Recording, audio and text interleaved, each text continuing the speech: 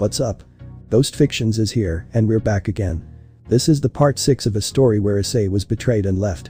But before we start, please consider subscribe to the channel and give this video a like. Don't forget to check the description for more informations, and support the amazing author Skinny40k for writing this story. Now, let's get into part 6. It had been 5 minutes since the excitement in the room had died down, and now everyone was seated on the couches. Issei's face bore a surprised expression after receiving a quick rundown of everything that had been happening to him and his family. He was trying to process it all until he finally found his voice and began to speak. Issei. So, let me get this straight. You tried to hide what happened to me from my parents until you accepted that I was probably dead. And when that bitch of a sister of yours, Surzich's, attempted to mess with my parents' memories, she got a nasty surprise courtesy of Ruri preventing her from messing with my parents' memories, with her residing in them at the time. So, after realizing you couldn't manipulate them anymore and had to tell them about everything that went down, including the girl's involvement. After realizing that she wouldn't give up easily, you had my parents move into the Lucifuge mansion for safety. You also filled them in on the whole supernatural world and my achievements up to that point. So, it turns out that my parents and I had some of our memories sealed away by Grandma Am. She split our family crest into 3 pieces and divided them among us. Ruri even allowed parts of herself to be sealed with each piece of our crest. My parents got 40% each with Ruri sealed in them, while I ended up with just 20% of the crest and Ruri sealed in me. To add to the chaos, Grandpa Jiro put seals on me when I was a child to keep me hidden from the supernatural world, especially because he knew I possessed a sacred gear. The boosted gear. And guess what? Now I'm the head of a supposedly extinct clan. Did I miss anything? Ruri. That is correct, my young master. I was split up along with the family crest and each one of you. Lady Am finally gave me her last order. Your parents also agreed with her wishes, so we performed the spell to seal me along with the 3 parts of the family crest into the 3 of you. Well, all your memories were altered, and your original memories were sealed away upon finishing the spell. None of you would know anything of the supernatural world until your memories are restored when the crests, along with me, are reunited. This would only happen if you managed to awaken your family's power within you. When that power was awakened and your parents touched you after all this time, it activated the spell, transferring the portion that was within them of the family crest and of me from each portion from your parents all the way to you, completing the family seal. If you look at the back of your right hand, you will be able to see it, my master. Issei glanced at his right hand and was greeted by a majestic symbol. It felt strangely familiar, as if he had known it his whole life. He was momentarily overwhelmed by the sight of cherry blossom branches encircling the seal, with a sheathed katana in the center. Examining it further, he felt a pulsating sensation from within. His head throbbed briefly before the feeling subsided, and he turned to his mother, father, and Ruri, eager to inquire further. Issei. Alright, I understand that mom and dad obviously knew more about the supernatural than I could have ever expected. At least I know that mom's family just doesn't like me for whatever fucking reason, so screw them. But it seems like you both have gotten your memories back, mom and dad, well mine are still foggy. I'm getting some images coming through, but it's all still jumbled in my head. I would also like to know why your family hated me so much. What did I do? What did dad do for them to disdain and just hate us so much? Mickey and Gauro sat on each side of the couch that Issei was on. His mom grabbed his left hand while his dad was patting him on the back, comforting him, and trying to help him understand what's happening, and assuring him that they would get through this as a family. That's when his mom spoke up first. Mickey. Oh, my boy, there's a lot about your parents that you don't understand, and there's a lot that we can't really tell you. Not that we don't want to, but we just don't know. As for why my family hated you, well, let's just say your grandmother and I had a lot in common. Have you ever wanted to know why your affinity to fire is so strong? Issei just looked at his mother in a confused manner, and she continued speaking. My boy, your grandmother and my family had a long-term rivalry, and it ended when my family massacred hers a long time ago. They did that because they refused to marry into my family and allow them to gain their fire abilities, as they were doing with many other families that had high potential for fire. They wanted to be the only family that had every fire ability in Japan, so they would have the strongest lineage. Most families agreed, but your grandmother's family decided to never accept my family's terms. So, they figured if they couldn't have that power, they wouldn't be allowed to have it either. So, they murdered your grandmother's clan in retaliation. Gauro continued with an emotional tone, wanting his son to understand the depth of their family history. Yes, my boy, there was more to the story. Your grandmother Am went through so much before she met your grandfather Jiro. She was the sole survivor of a tragic incident that wiped out her entire clan. It was like fate brought her to Jiro's path when he found her wounded in the forest. Jiro's kindness and care nursed her back to health, and they eventually fell in love. And that love resulted in me, your old man. They were inseparable ever since, a true love story that stood the test of time. When Jiro passed away, you were there for your grandmother, keeping her company and giving her strength. She always held you dear for that. Remember, son, our family's history is filled with love, strength, and resilience. Miki continued where her husband left off. To say that your grandmother was surprised when she realized which family I came from was an understatement when your father introduced me to his parents. She was much more accepting and realized I had nothing to do with the slaughter of her family. Though my family did not see it the same way and found it disgusting that they missed one, by that point times had changed and they couldn't just go on a murdering spree like they did before. But that didn't stop them from sending assassins. They quickly realized that your father was not to be messed with when they tried to kill her and him. It turns out your father inherited the Hiatus family water affinity, which was a pretty good match against my family's arrogant decision to only focus on fire. They kept trying, but eventually they realized they weren't going to win that fight. They definitely stopped when they got a visit from Sun Wukong himself, urging them to stop or face his wrath. After that, my family tried to dissuade me from marrying your father, and as you know, that didn't work out. One thing led to another, and you were born from our union, my baby boy. I know this is a lot to take in, but you should know your mother is quite adept in fire magic, and I couldn't have been happier to know that you inherited not only my abilities, but also your grandmother's. To be honest, your father was a little hurt that you didn't inherit either water or lightning, which are very well-known affinities in the Haidu bloodline. He was a little upset but loved you nonetheless. Auro. Hey, before you say anything, yeah, Sun Wukong and Yulong were aware of who you were. They've always had our backs. In fact, that's where Ruri brought my grandpa Haru and grandma Yui when my dad, Jiro, was just a little one. For safety. It was like a sanctuary, especially after all the chaos that happened to our family in the beginning. Out of all the YŌKAI, he was the only one who knew that some of the Haidu members had survived. My folks just told me it was a favor he was doing for an old friend without going into detail. They wanted to keep it secret to avoid any unwanted attention on us hiatus. And as for your question, he probably never mentioned it to you for your own good. There was no need to tell you, even if he did know. I bet he sensed the change in you when you finally woke up, Ruri. He just kept quiet, knowing it wasn't his place to say, and he was just there to keep us safe and well taken care of. That's when Miki and Garo both stood up as they said they had one more surprise for their son. As they did this, they called Grafia over as Miki spoke.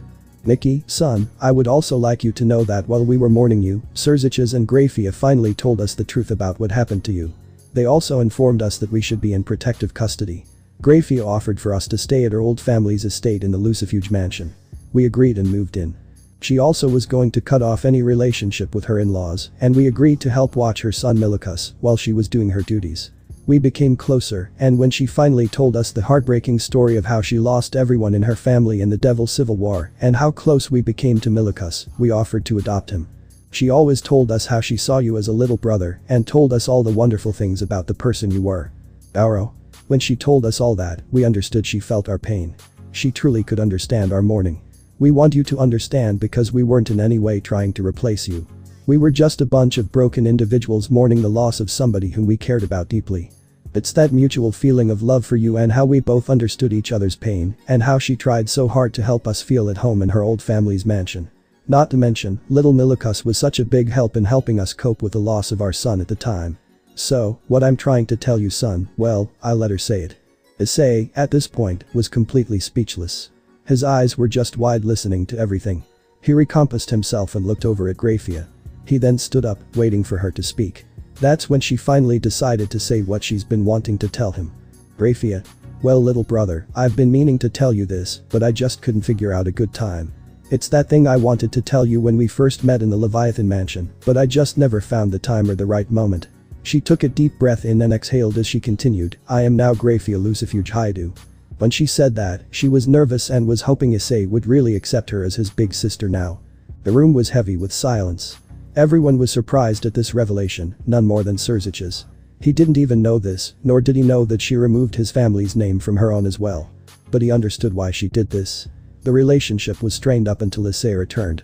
It's only recently that things are beginning to be better, and they're working on fixing things between each other after he decided to start distancing himself and his own family.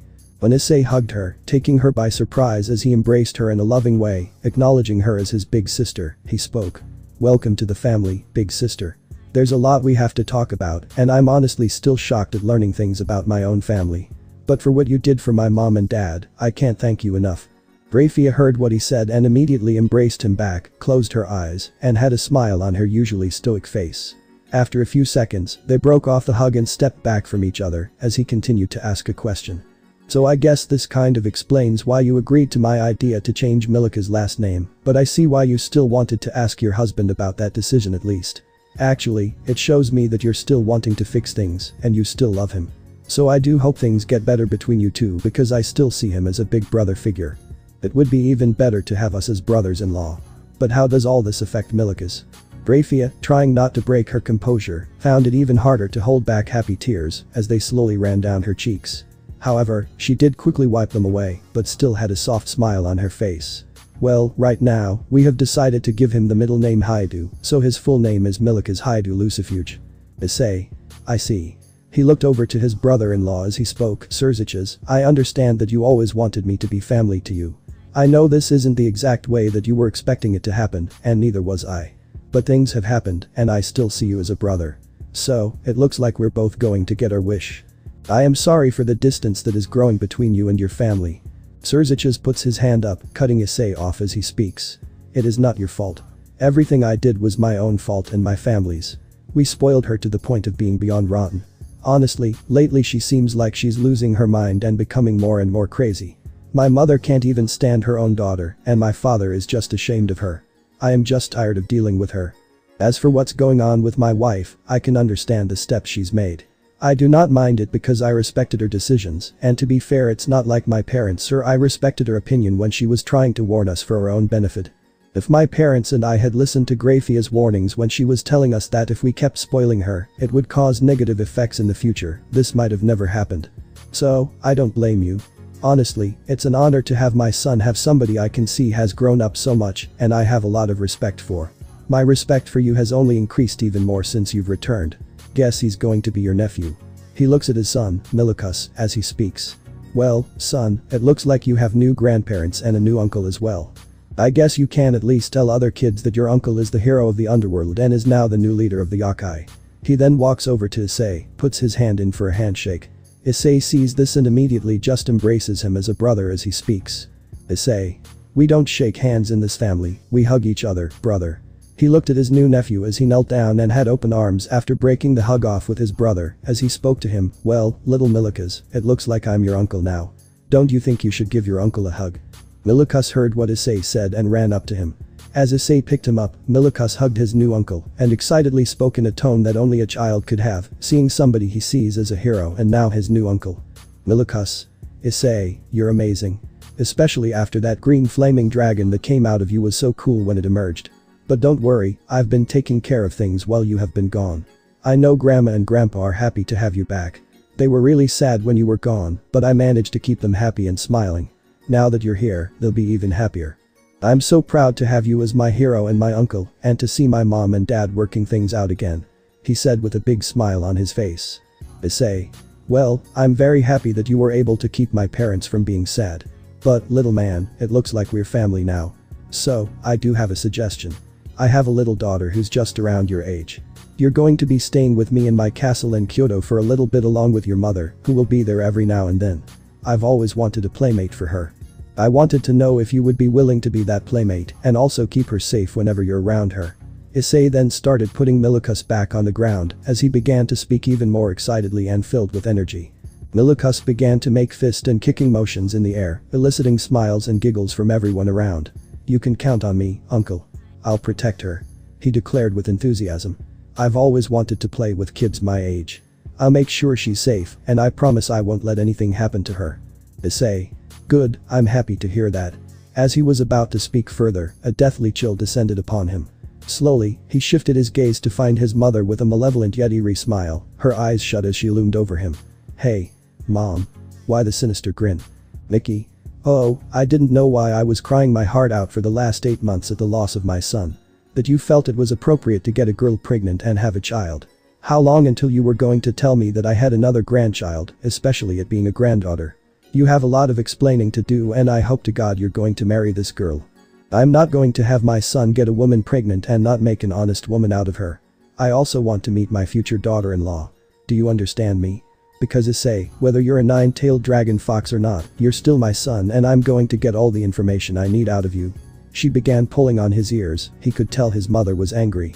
Issei. Ow. Ow. Ow. Nuo, wait mom please stop. I'll tell you everything, I promise. Just stop pulling on my ear. Issei looked over at his mother and saw only the face of death personified on her face. Then he looked over at his dad, who turned his head and whistled. Aro. You're on your own, son. You should have seen this coming. Your mother's wrath is something I cannot save you from. No amount of magic or any spirit in this world can't save you from your mother's wrath. Unfortunately, boy, you've had this coming. She's past the grieving point and now she's realizing all the pain you put her through, so now she's enraged and pissed. Just endure it, my boy. Issei looked at his dad, realizing he wasn't going to get any kind of help from him. His situation became even worse when his own teacher, Kurara, decided to sell him out and make the situation even worse. Kurara. Lady Mickey, don't forget, he also did something very reckless that caused his arm to be in the condition you saw earlier, and if Lady Ruri had not healed it, it would most likely have become worse. It might have even killed him. He's been very reckless, and I believe having a mother's tough love on him would help straighten him out. Issei looked at his teacher and realized she was also selling him out. He looked over and saw her with an evil smile. He looked up at his mother and found out she can become even worse. That was when the room was filled with his screams of pain as she began punishing him for all the months of heartache he caused her. Kurara was laughing her ass off until her mother, Megari, grabbed and pulled on her own cat ears as she spoke. Megari. Oh my dear daughter, it seems like you enjoy causing our lord pain. Though you may be his teacher, you still must show him respect as he is our new lord. I do believe he deserves to be punished by his mother for all the heartache he most likely caused her. But it does seem like I need to punish you for embarrassing your mother in front of her new lord. Kurara. Ow. Ow. Ow. Ow. Mother, wait please no. The screams of pain from Kurara and Issei filled the room for the next few minutes. When it stopped, Issei and Kurara were seen rubbing their ears and their asses after getting their asses whipped by their parents.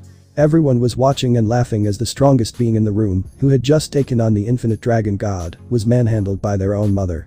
Azazel was extra happy to see that his student was receiving some good punishment, especially after the nice kick he delivered to his balls. The room calmed down when everyone noticed Ruri getting her new master's attention. Issei, his voice filled with pain from the beating he received from his mother, noticed Ruri looking at him, so he mustered the strength to ask her what she needed. Sorry Ruri, he said. I feel like everything is spiraling out of control. Nothing seems to be going according to my plans, and everything seems to have taken an unexpected turn. It's overwhelming, but what's up? Ruri. I know you were wondering why some of your memories haven't returned unlike your parents, and there's a reason behind that. It has to do with some of the seals I undid that Lord Jiro put on you. I cannot break all of them, they can only be undone when certain requirements have been met and actions have been performed. But before I tell you any of that, I should at least tell you a little bit about the last master of the clan, Irohaidu, your great-great-grandfather. However, I believe most everyone here will know him by his more notorious name, the Lord of Lightning. Auden, Michael, Azazel, Serzich's, and Seraphal's eyes went wide when they heard the name Iro. Issei saw this and was curious about the reason why. It was like they had seen a ghost upon hearing the name of his great-great-grandfather. Issei. Hey you guys alright? Uri. They are most likely shocked because they have heard the name Iro before, mainly because each one of them, or at least particular members of their factions, has come across Irohaidu. It's more in his younger years when he decided to travel the world before he became the clan master. But they might know him by his more notorious name he had, Iro the Lord of Lightning. Young master, you should be very proud. The Haidu clan always had strong members, many of whom have accomplished great things and have their own stories and legends. None are as well known as Iro the Lord of Lightning. If not for what happened to you that resulted in your eye and hair color changing, you would be a spitting image of him, my young master. Upon hearing that, all the leaders looked at him and their faces became even paler than they thought was possible when they realized Issei does look like a spitting image of the Lord of Lightning. Issei. Well, judging by the looks of everyone here who seemed to know something about my great-great-grandfather and most likely came across him at one point in their long lives, it sounds like my family lineage is filled with badasses. Azazel. Kiddo, you have no idea. I never experienced his wrath firsthand, but I remember Barakiel telling me that when he was on a mission, a lone samurai challenged him, wanting to see if the cadre, a fallen angel known for his mastery of lightning, was truly as skilled as the rumors said. After the samurai challenged Barakiel to determine whose skill and lightning were superior, let's say that when I came looking for him, Barakiel looked completely and utterly defeated. He had cuts and heavy burns all over him, some of his wings were heavily damaged, and even 2 of his wings were cut off. It took months for him to recover, and years for those wings to regrow. Michael. I can attest to the truth of his words, Issei. My sister Gabriel delved into the investigation of brutal attacks on orphanages carried out by renegade devils. With each report, it seemed that we were always too late to save the innocent children from destruction and death. However, determined to change this grim pattern, my sister Gabriel rushed to the scene of the latest assault. There amidst the carnage, she discovered the lifeless remains of countless devils. Venturing further, she stumbled upon a surprising sight, children innocently frolicking outside with a mysterious figure clad in samurai armor, brandishing a katana, playing with the children. She inquired of the orphanage headmaster about the events that transpired there, and she recounted the harrowing tale when the devil forces, ready to kill her and the children, came upon them. But that's when all of a sudden, a mysterious figure appeared behind the horde of over 100 devils, assuming some sort of stance, from which bolts of lightning burst forth, seemingly born from his very being. With swift and decisive action, he cut down each and every devil, before seamlessly returning to his original position, as though he had never left.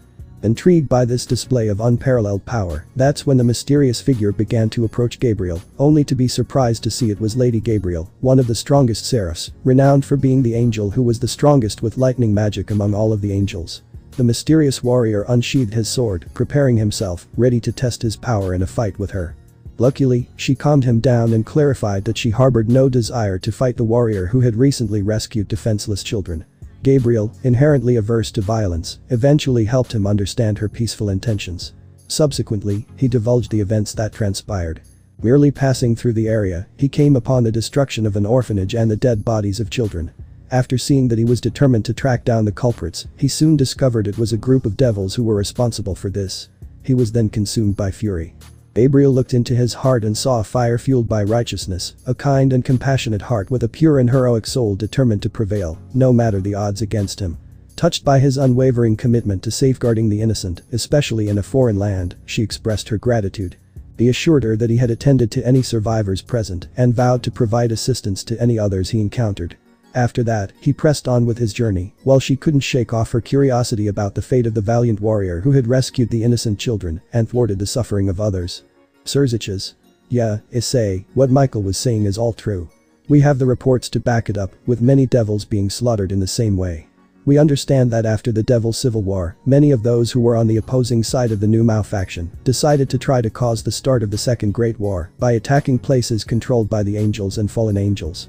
Luckily, though our truce was still fresh and on shaky ground, both Michael and Azazel realized what was going on and helped us eradicate a lot of them.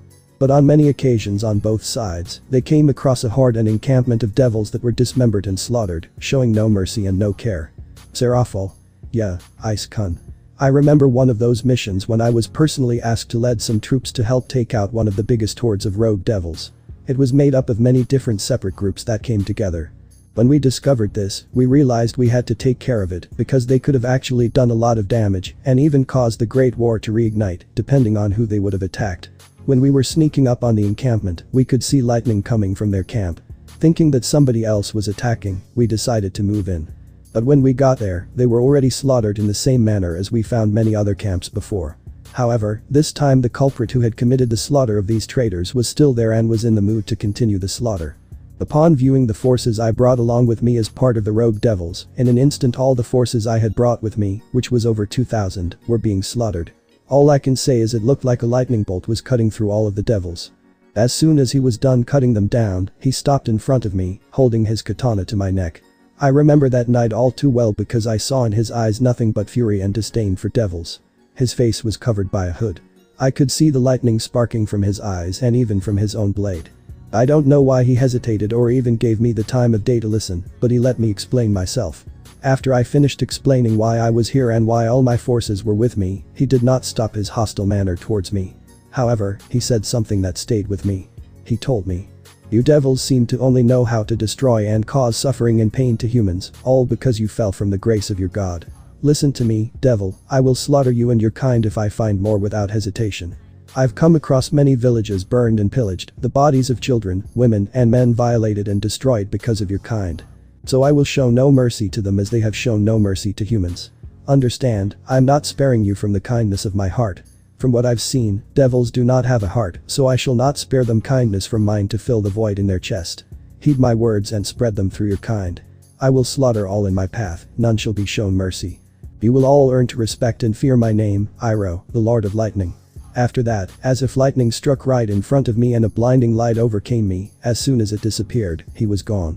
Xerxes. I can personally say that he kept his promise. He did not just slaughter rogue devils, he slaughtered every devil he came across, even killing 2 family members of a pillar household.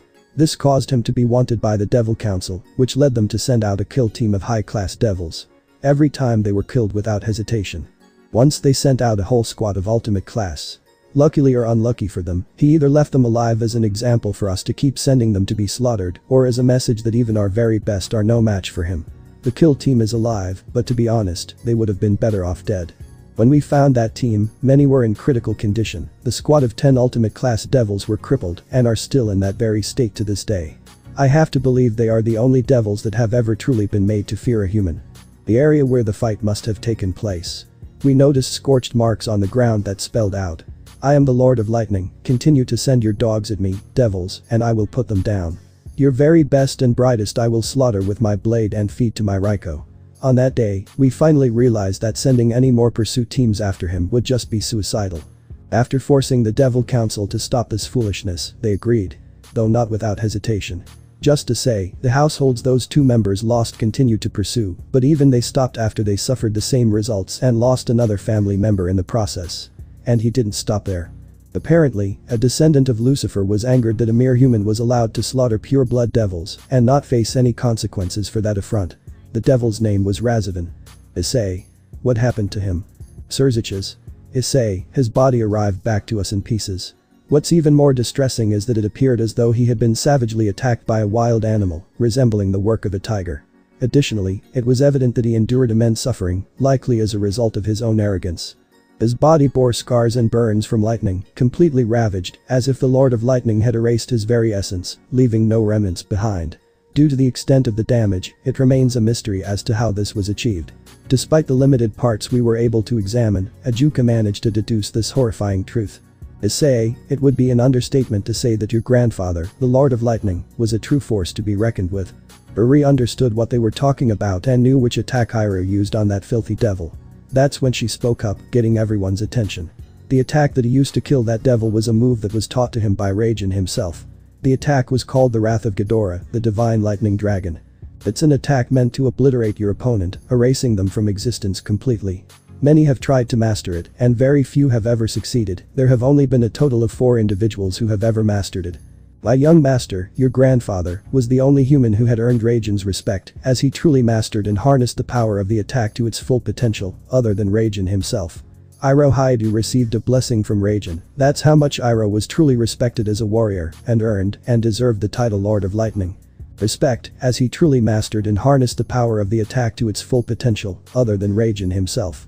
Iroh Haidu received a blessing from Raijin. That's how much Iroh was truly respected as a warrior, and earned and deserved the title Lord of Lightning. Issei. Damn, great-great-grandfather was a badass, especially since he was the only human to ever earn Raijin's respect and learn the move. Only 4 people in the whole world have ever learned it, and he was the only human. That's amazing. Auden. You can say that, Dragon Boy. He was truly a force to be reckoned with, and it was only inevitable that the Lord of Lightning would make his way into my part of the world. My son Thor used to go to Midgard for drinks. On one trip, he came across a lone samurai. Somehow, he was having drinks with the samurai, even joking about how far from home he was. Apparently, he said he was a warrior traveling, looking for warriors to challenge his strength against. My son is not one to pass up a fight, and, seeing the strength that the samurai possessed, offered him a challenge. Of course, my son wasn't going to go all out with a human, knowing his strength. But from what my son told me, he started to get pushed back by the warrior, which made him stop holding back. I know my son is strong, but even he admitted they fought for 2 days straight. The area where they were fighting is said to have experienced lightning storms like no other before. They fought each other for 2 days straight, neither giving in nor giving up. Even my son had to admit he was enjoying himself. It was not often he met a human that could match him and keep up with him for this long. Though I eventually had to step in because there had been too much damage done to the land around them. Oblivious to the fact, they had wiped out the small village where they started their fighting, leaving nothing but smoldering buildings and rubble. Luckily, most were able to survive, though a few civilians became casualties. I have to admit both warriors, my son and that samurai, were sporting wicked grins on their faces as they enjoyed every moment of combat. To my surprise, when I stepped in, they realized what they had done and came to an agreement to call it a draw. Even my prideful son Thor, who would never admit defeat, gained much respect for this human. I knew he had to have power beyond any normal human, and I remember them shaking hands. When my son asked for the samurai's name, he told us it was Iroh. The more notorious name known by now is the Lord of Lightning. After a bit more small talk, he went on his way, and I decided to look into this name of the Lord of Lightning. I found that he is very notorious among the devil's angels and fallen angels and across various pantheons, including the prideful Olympians. Uri. Oh, I remember that all too well. My master Iroh told me that story, and I was so impressed by him and amazed, though his father called him stupid and full of pride. However, he had respect for his son and deemed him more than worthy to take over the clan when it was his time to do so. I remember how he told me that when he made it to Greece, he heard many stories of the Olympian king Zeus and his strength and his control over lightning. Iroh, upon hearing that, immediately wished to challenge the king of the Olympians to prove to himself that he could match even the gods with his strength and mastery of lightning.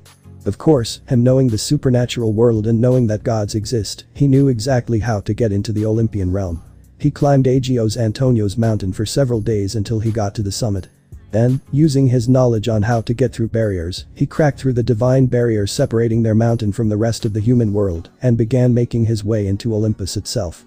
Most of the gods were amazed and displeased to know that a mortal managed to ascend their mountain. More than that, he dared to disrupt their meeting they were having at the time. Your great-grandfather, my young master, even said that he was kind enough not to get the blood of their guards on their fancy pillars and walls, though it inevitably got on the floor. From what he said, it enraged a lot of the gods due to this mortal's sheer arrogance, to the point that they were willing to strike him down then and there.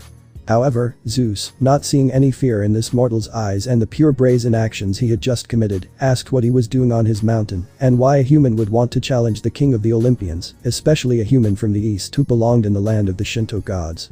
From what he told me, he declared to all the gods that he is Iroh Haidu, the Lord of Lightning, and he was there to challenge the king of Olympus to prove his mastery and power with lightning. It is said that all the gods laughed and were just ready to swat the fly that entered their domain away. But to their surprise, Zeus stood up and gave your great-grandfather his chance to prove if he was truly worthy enough to leave his mountain alive. He did not win that fight, though he earned the respect of the Olympian king Zeus himself enough for him to train Iroh and help him master his abilities even further.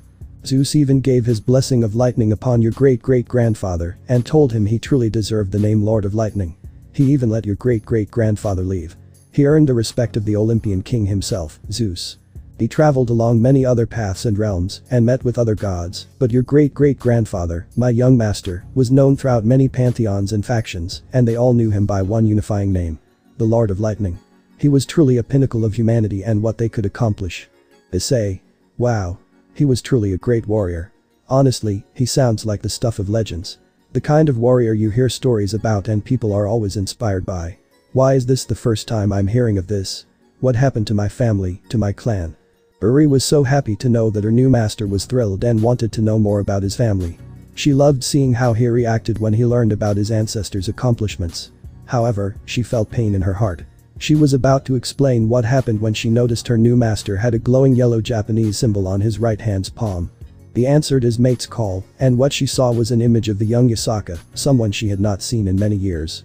But Yusaka looked so much like her mother, except for her chest, where she seemed to have been blessed with more than her own mother had. Ruri was about to say something, but she heard the conversation that was going on and decided to listen before interrupting. Yusaka. Hello, how is my little red fox doing, and how is the meeting going? Issei.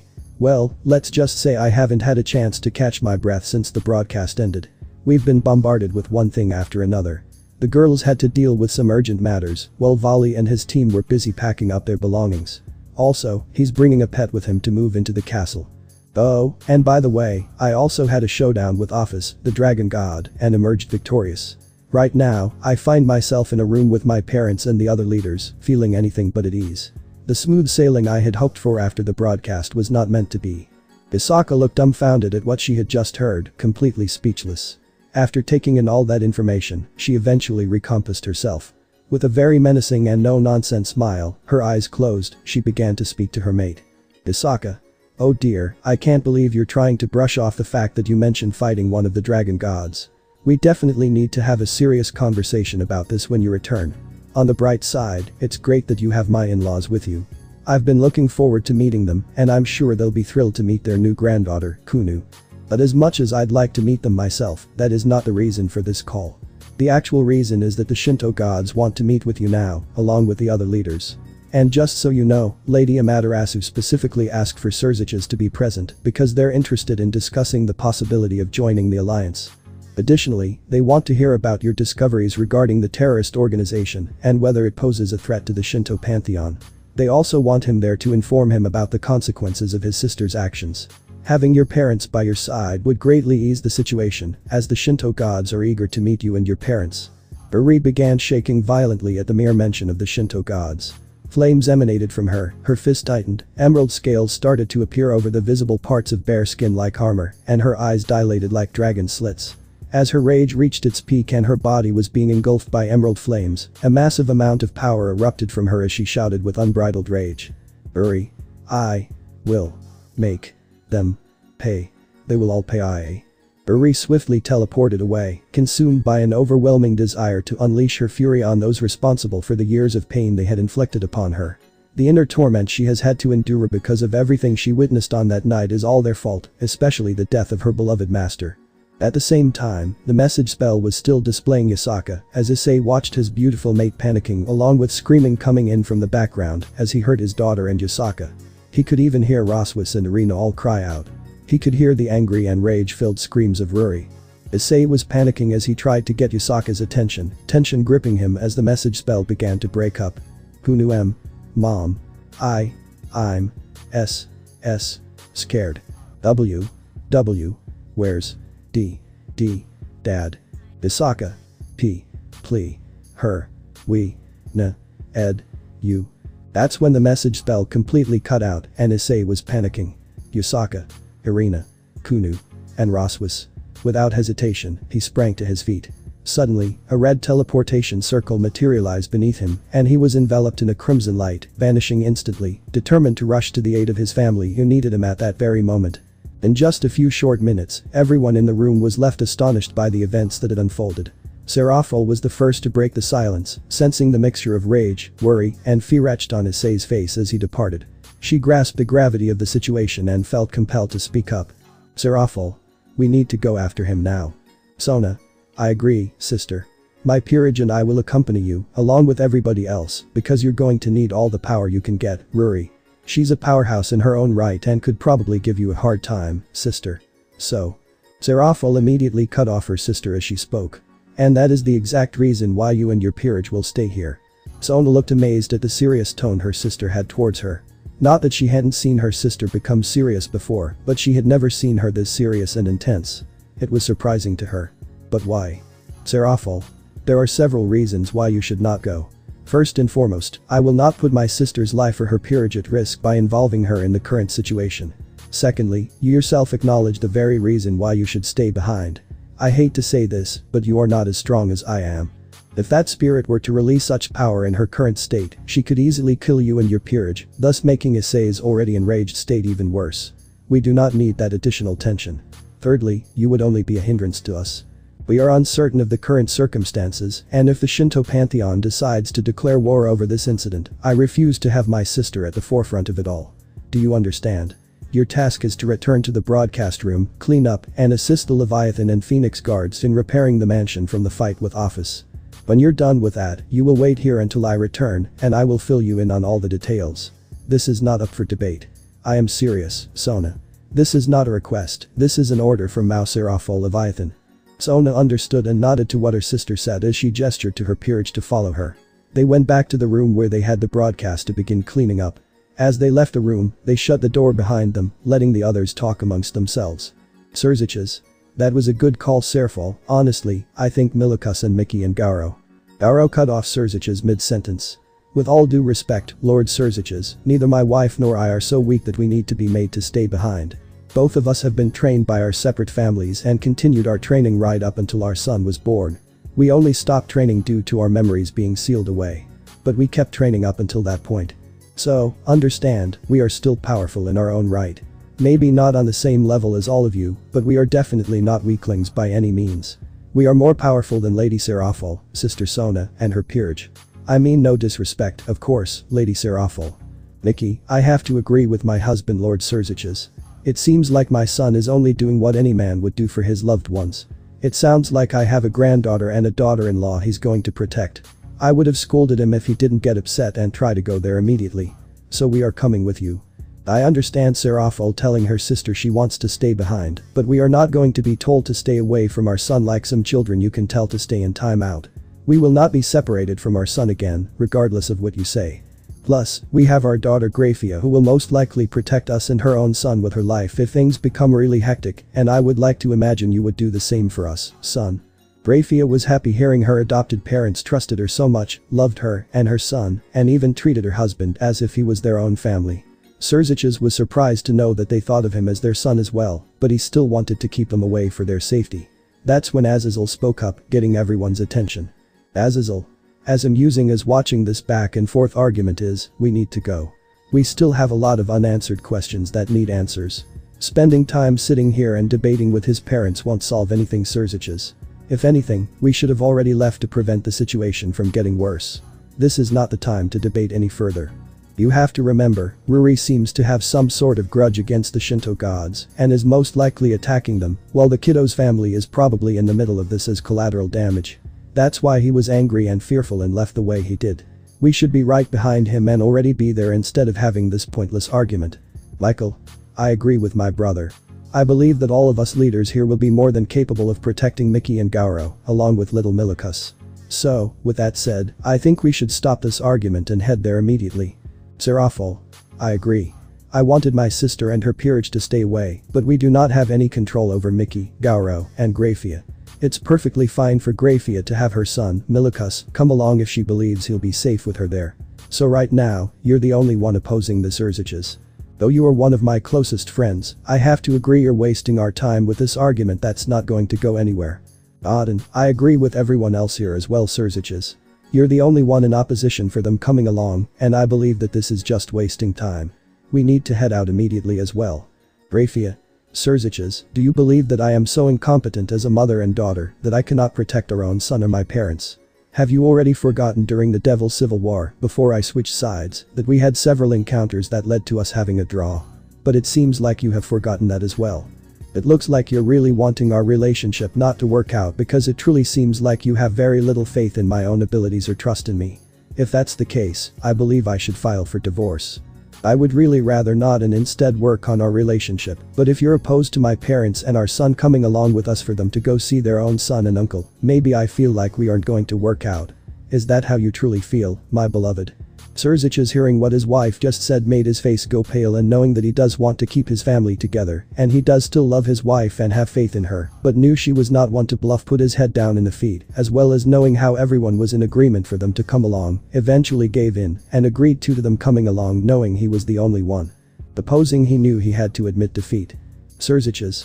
I do trust you, my beloved wife, and it seems like I'm outnumbered here, so I agree and I have no further objections with them coming along. Grafia. Ah, very good choice, my beloved. I think I'll allow you to start sleeping back in our marital bed with me back home again. But now that that's decided, is everyone ready to go? Mickey smiled at how clever her new daughter was in getting her way with her husband. She smiled at her and gave her a playful wink. Grafia saw her smile and gave one back, also winking right back at her. Meanwhile, Gauro saw the look on his new son-in-law's face and realized his own wife had done similar tricks and tactics on him. He only shook his head, understanding the man's pain. Serziches was just happy he could finally sleep back in the same bed with his wife after months of not being able to be around her at night. He missed being around her for so long. But once Serziches was on board, everyone gathered together. Gauro and Mickey, to everyone's surprise, began forming a teleportation circle together. Soon, they were all engulfed in a radiant light as they headed to Kyoto. Both Mickey and Gauro were hoping to get there in time before their son did anything he would regret to Ruri, not understanding the trauma she's experienced. As this meeting was going on, a similar one was taking place at the Gremory mansion between the Phoenix family and the Gremory family. Scene change. Outside the Gremory mansion. The Phoenix teleportation circle formed on the ground and soon a blinding bright light from it and quickly disappeared, revealing Lord and Lady Phoenix, Riser and Ravel. Awaiting them was Lord Zeoticus Gremory, who spoke upon seeing them. Zeoticus. Hello noble phoenixes, I was told of your arrival. If you will follow me, I will take you to the room where we can have our discussion.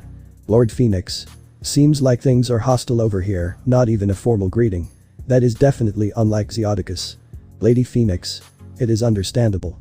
After all, they just learned about a side of their daughter that they never thought she had. I would imagine things are very tense in this household now. Ravel. Could somebody please inform me of why we're here at the Gremory mansion? Rias placed his hand gently on his sister's shoulder, his words soft and reassuring. My dear sister, all your questions will be answered soon. Just be patient and soon all will become clear. Ravel nodded as her brother spoke, with her mother and father following Zeoticus into the mansion. They were led to the main living room where everyone was waiting to have a conversation. To her surprise, when she walked in, she saw Ajuka and Kuroka with Kaneko, who was sitting next to her sister. Among them was Rias, looking defeated, sitting next to her mother, Venelana, who was seething and directing her anger towards her daughter.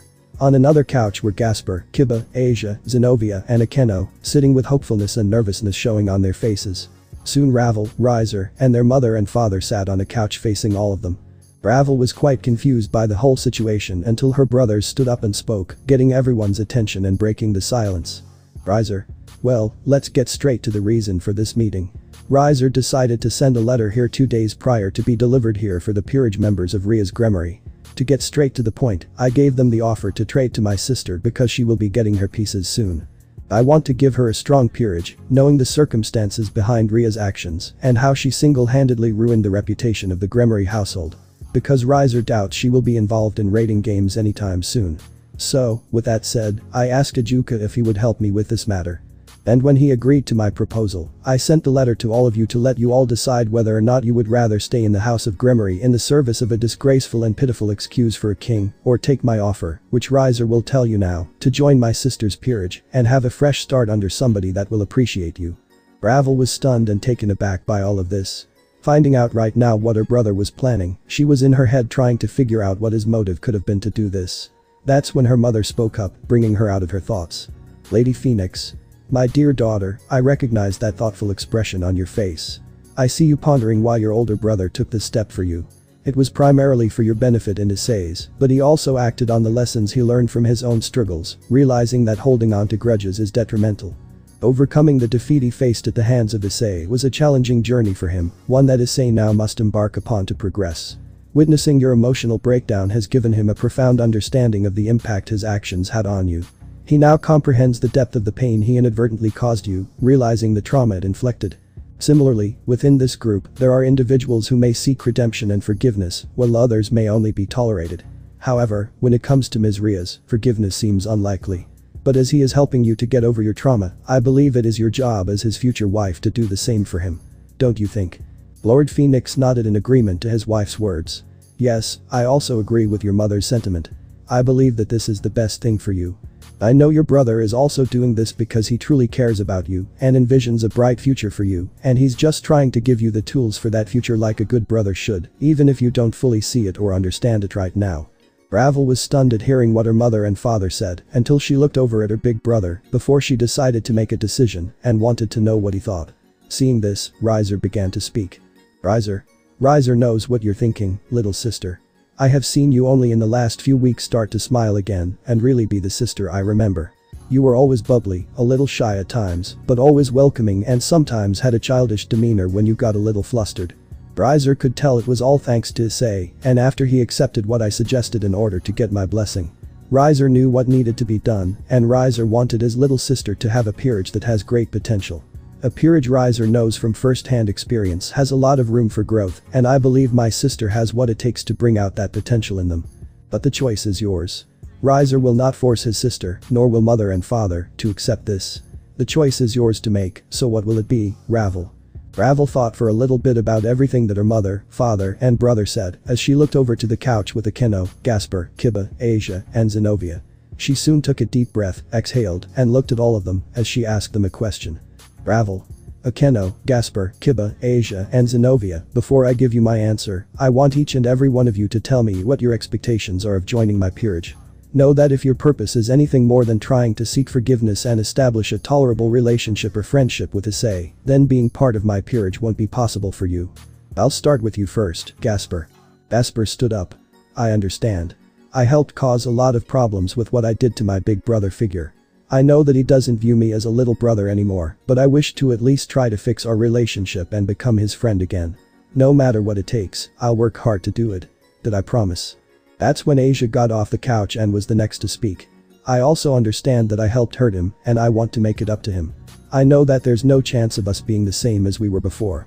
I even ruined the relationship I had with his parents, and now all I want to do is work hard to build a friendship with him.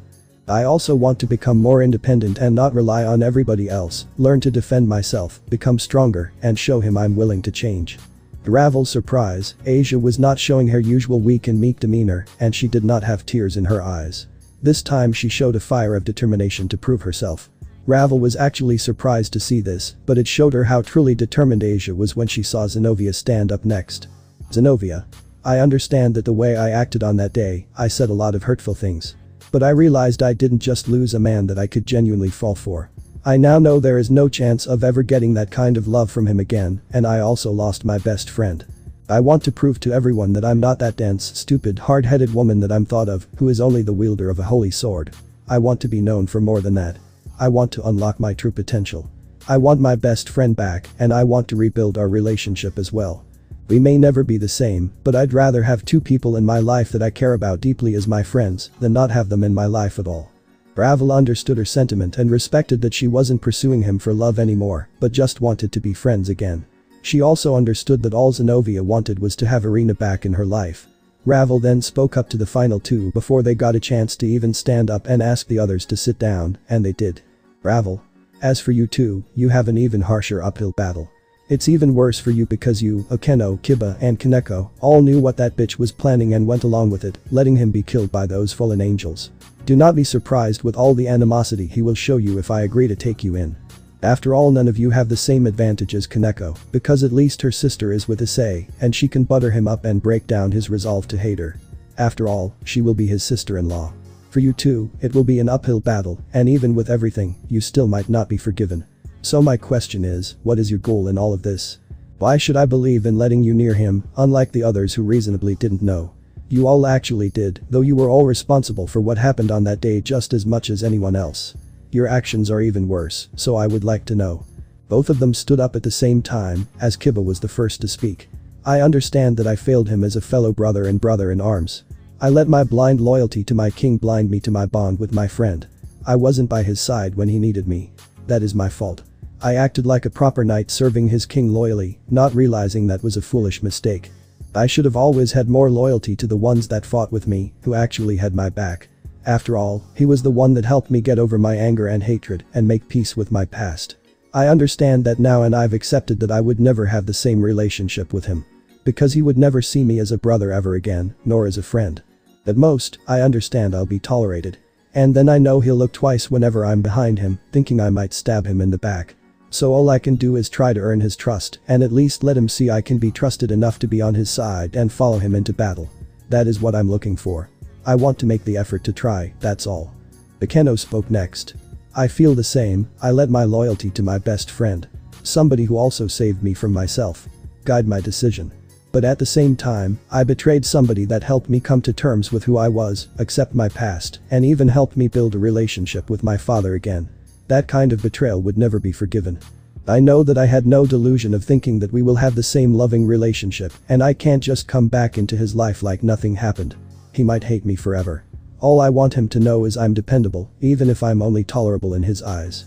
Love is out of the question. I've ruined any chances of that. I don't even deserve for him to respect me. All I want to do is try, at least then I know I can make peace with myself. If I can't redeem myself in his eyes to an extent, I can at least redeem myself knowing I put in the effort. Ravel heard everything they said, smiled, and asked everyone to stand up. She then spoke. I'm pleased to hear all of you speak what obviously came from your hearts and how exactly you felt both remorse and hopefulness to try to correct your mistakes. None of you have the delusions of just walking back into his life without any effort on your part. I can tell you mean every word you all said. So, I agree to having you join my peerage. But understand, I will not try to make his animosity or hatred towards you any less. If he chooses to forgive you, that is his own choice. However, I will be fair and proper to all of you. I will make sure you're all taken care of and loved. Understand that I will not just allow him to take his anger and rage out on you. I will not tolerate that. I know we've already had a relationship before, and yes, that has been strained. But I'm willing to rebuild that as your king. Now, let me show you what it's like to have a proper king lead you if you are all on board with that.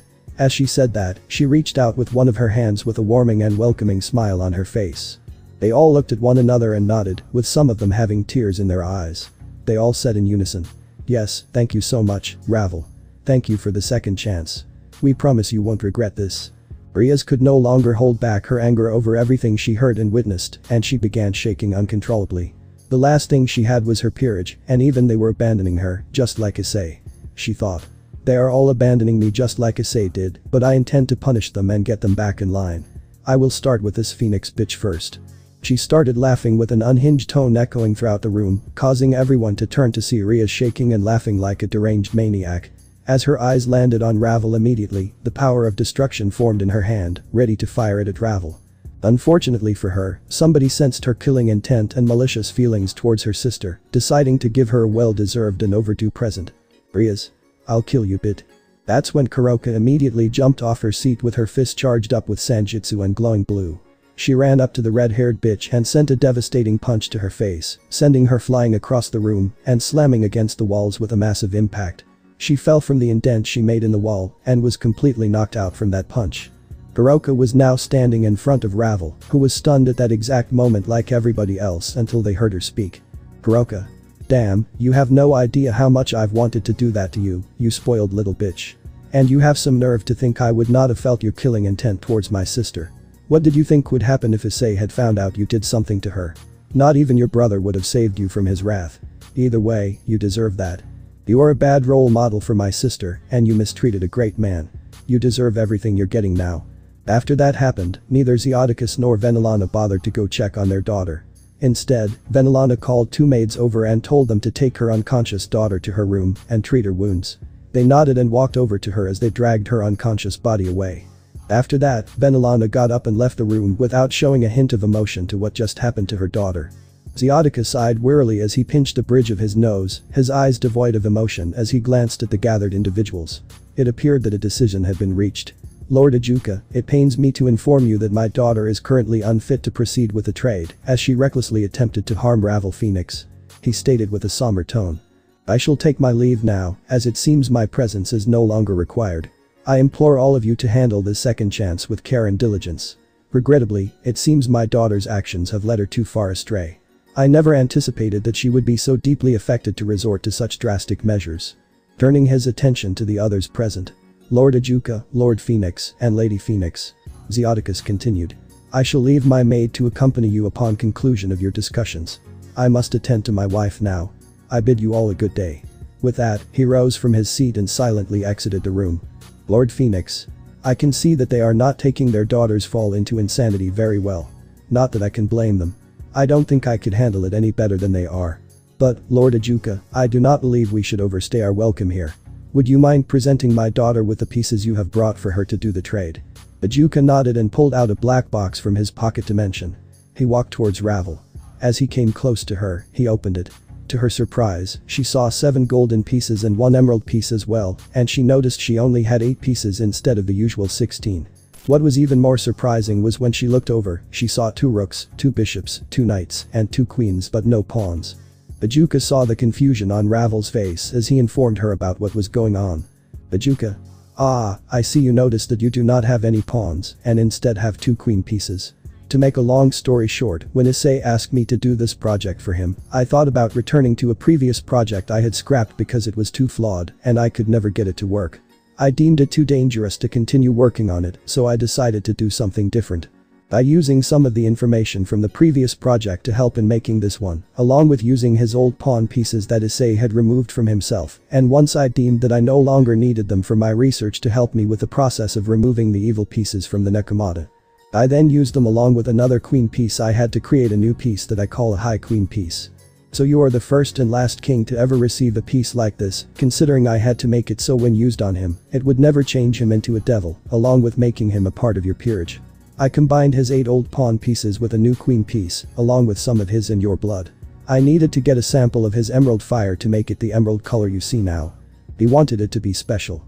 The High Queen piece not only increases the strength of whoever is given it even further, but it can also be used in a raiding game. Although you may have 2 queens, the High Queen piece can also function as 8 pawn pieces, so he will fit the description of either your queen or valued as 8 pawns. He wanted it to be something special for you and one of a kind as your wedding gift from him. He might be a little upset with me for spoiling it for you, but I felt like you should know that he truly went above and beyond for you. Ravel took out the High Queen piece to look at it. That's when a single tear fell from her eye. She quickly wiped it away, while she brought the High Queen piece to her heart and could feel her beloved's dragon's fire within it. While that happened, Kuroka walked over to Ajuka and told him something. Kuroka, I don't think you're going to get that back from her now, so there's no reason trying to act like it's a surprise anymore, unless you want to try to take that from her, which I don't recommend considering the way she's holding that possessively. Ajuka, you're probably right. But even I'm not foolish enough to take something she cherishes so lovingly like that. But Ravel, I believe it's time for us to make the trade. I can assist with it even if Rias is not here to take part in it, so we should begin. After Ravel heard Ajuka speaking, she immediately came out of her thoughts and put the High Queen piece back with the remaining pieces she had, which were the 2 rooks she had not used, back in the box. That's when Ajuka handed Ravel the box, then put the box in her own personal pocket dimension. She nodded at him, signaling that she was ready to start the trade. After a little bit of time, the trade was complete. Now Akeno, Kiba, Zenobia, Asia and Gasper were the same pieces as they were before. Lady Phoenix. Well, it looks like you now have the first members of your peerage. Now, all you need is to get 2 more rooks and you will have a full team, my beautiful daughter. But I believe it is time for me to have a personal talk with you. So, with that said, would you mind, my dear husband and riser, would you please help move all their items to our mansion? They won't be permanent residents, but I think that would be good for them for now. Please get them out of this hostile environment they're currently in. Lord Phoenix. Of course my beloved, me and Riser can handle this my dear. Lady Phoenix. Excellent. She approached her daughter and whispered in her ear, I overheard what my son-in-law told you, my beautiful, mature daughter. It looks like you have an exciting night awaiting you. How about joining me so we can select some alluring night attire together to entice him further? We could also discuss additional arrangements for your wedding, my dear. Wouldn't it be lovely to share some quality mother-daughter time? I could even offer you some exclusive advice on how to truly satisfy him and make his world spin. Ravel blushed furiously upon hearing her mother's words, nodding her head rapidly in response. Lady Phoenix, noticing her daughter's reaction, decided to take her somewhere special for shopping. Suddenly, a magic circle materialized beneath them, consumed in a bright golden light that enveloped the room. In an instant, they vanished, leaving only Riser, Lord Phoenix, Ravel's new peerage, and Ajuka with Kuroka and Kaneko present. Ajuka called out to Kuroka, reminding her that it was time to start heading out. They still had other peerages to visit in order to retrieve the remaining Nekomata. Turning to Kaneko, Ajuka inquired if she was ready to go. Kaneko nodded slowly in acceptance and started making her way towards her sister as Ajuka conjured a teleportation circle beneath them. To Kuroka's astonishment, her sister reached out and took her hand. Glancing down, Kuroka noticed a mix of fear and hope in her sister's eyes. Despite the nervousness Kaneko was feeling right now, there was a sense of comfort being near her older sister again. A warm smile spread across Kuroka's face, seeing how comfortable her sister was around her. She was happy and touched, knowing she had to give her dragon fox a special reward for allowing her to do this. That's when they were enveloped in a vibrant green light and vanished from sight. Lord Phoenix. Alright everyone, you are now officially part of the Phoenix clan and my daughter's peerage. We will assist in moving all your belongings outside, ensuring we have everything, and then bring you to our mansion for the time being. I'm confident that your new king and my daughter will need to have a conversation with her fiancé and my now son-in-law before she can officially welcome you to your permanent residence. It's a discussion I would prefer not to be present for, and I suggest neither of you should be either. This is our way of supporting you, but it is not meant to be a permanent arrangement. After all, a peerage should always be where their king is, at all times. After hearing that, they nodded and began showing them where their bags were and how they were already packed. Lord Phoenix, Riser Phoenix, and everyone else there began helping move their bags outside as they prepared to take them to the Phoenix mansion. While that was happening, Ruri was going on a rampage outside Yasaka's castle. Scene change. Outside Yasaka's castle. Currently, the Shinto gods are fending off an enraged Ruri. The other girls are caught in the middle, putting up a barrier to protect themselves from becoming collateral damage. The fight was intense as Roswis and Arena were holding the barrier, making it even harder to maintain with all the power hitting against it. Meanwhile, Yasaka was holding her daughter tightly, trying to keep her safe and give her comfort while letting her know everything was going to be alright. Susanoo. Damn, she's really pissed off at us, and she's even more powerful than she has ever been, even when she was connected to Iroh. Tsukiyomi. Yeah, unfortunately she doesn't want to listen to reason. What should we do, Amaterasu? Eventually, we are going to have to make a decision. I would rather not have to kill Ruri, but we also might not have a choice in the matter. It might become between us or her. Amaterasu. I'm afraid that if she's unwilling to listen to reason in this enraged state, we have no choice. I understand that her anger and hatred might only be directed towards us to be able to cope with what's happened to Iroh. I would rather not make relationships with Issei any more than we have duty or failures, but it looks like we don't have a choice if she's not willing to calm down and listen. All three gods looked down at the ground, but then looked back up at each other as they nodded, knowing what they had to do. Susanoo clenched both of his fists in anger and frustration because he really didn't want to do this to her, knowing how special she was to his old friend. However, he knew Amaterasu was right, and with reluctance, he was prepared to do what was needed, even if it hurt him, and he truly didn't want to. That's when they all looked up and heard Ruri roar in anger, speaking with pure hate and vitriol in her tone. Ruri. I'll kill all of you. It's all your fault because of you worthless gods. Iroh died, and the Haidu clan is on the brink of extinction. I'll make you pay. You will pay. All the Shinto gods were preparing to do what they needed to do, even with reluctance to kill Ruri, realizing she wasn't going to listen to reason left them with no other choice. At the same time, Yasaka was in a barrier being maintained by Irina and Roswas while she tried to comfort her daughter and reassure her. Irina. Roswas, I don't think I can keep this up for much longer. Roswas.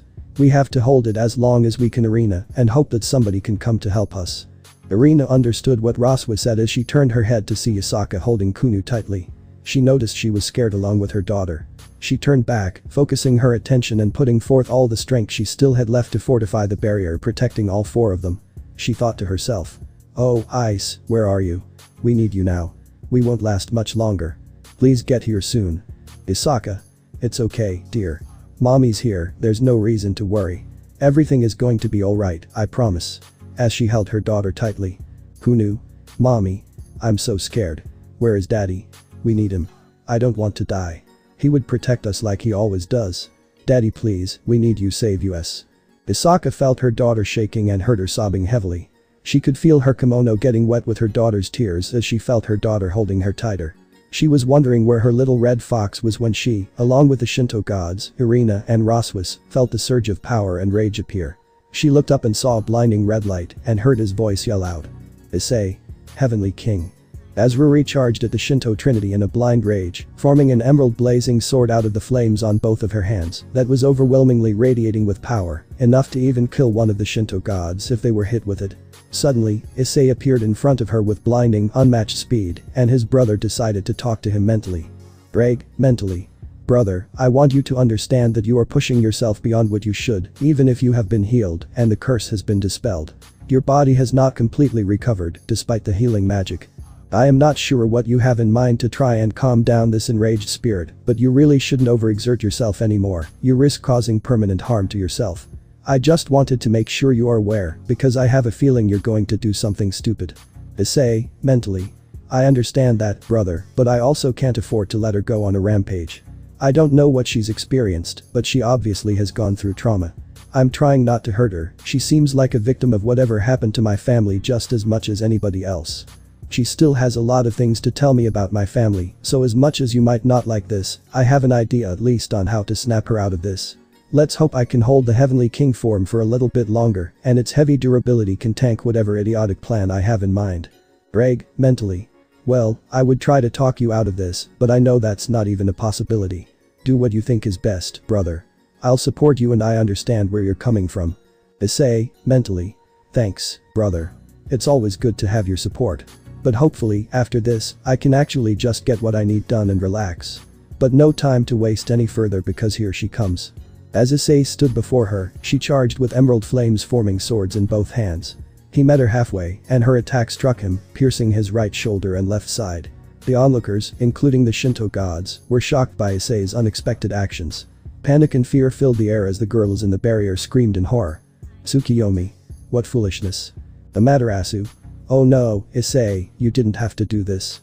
Susanoo, who is clenching his fists even tighter, speaks with annoyance and frustration. Damn it, Ruri, this is not what would have wanted. You were meant to be the guardian of the clan, not its executioner. Damn it. The other two Shinto gods heard what Susanoo said as they looked at him, but they went back to observe what is happening in front of them with Issei and Ruri. Irina covered her mouth with her hands, tears streaming down her face, rendering her unable to muster the strength to maintain the barrier any longer.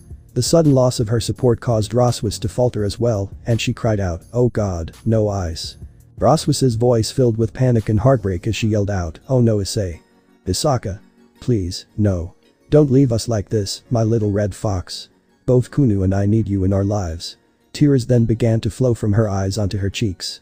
Kunu, who was still held tightly in her mother's arms, was able to lift her head up to see what was happening, and she screamed out, "Daddy, no, you can't die."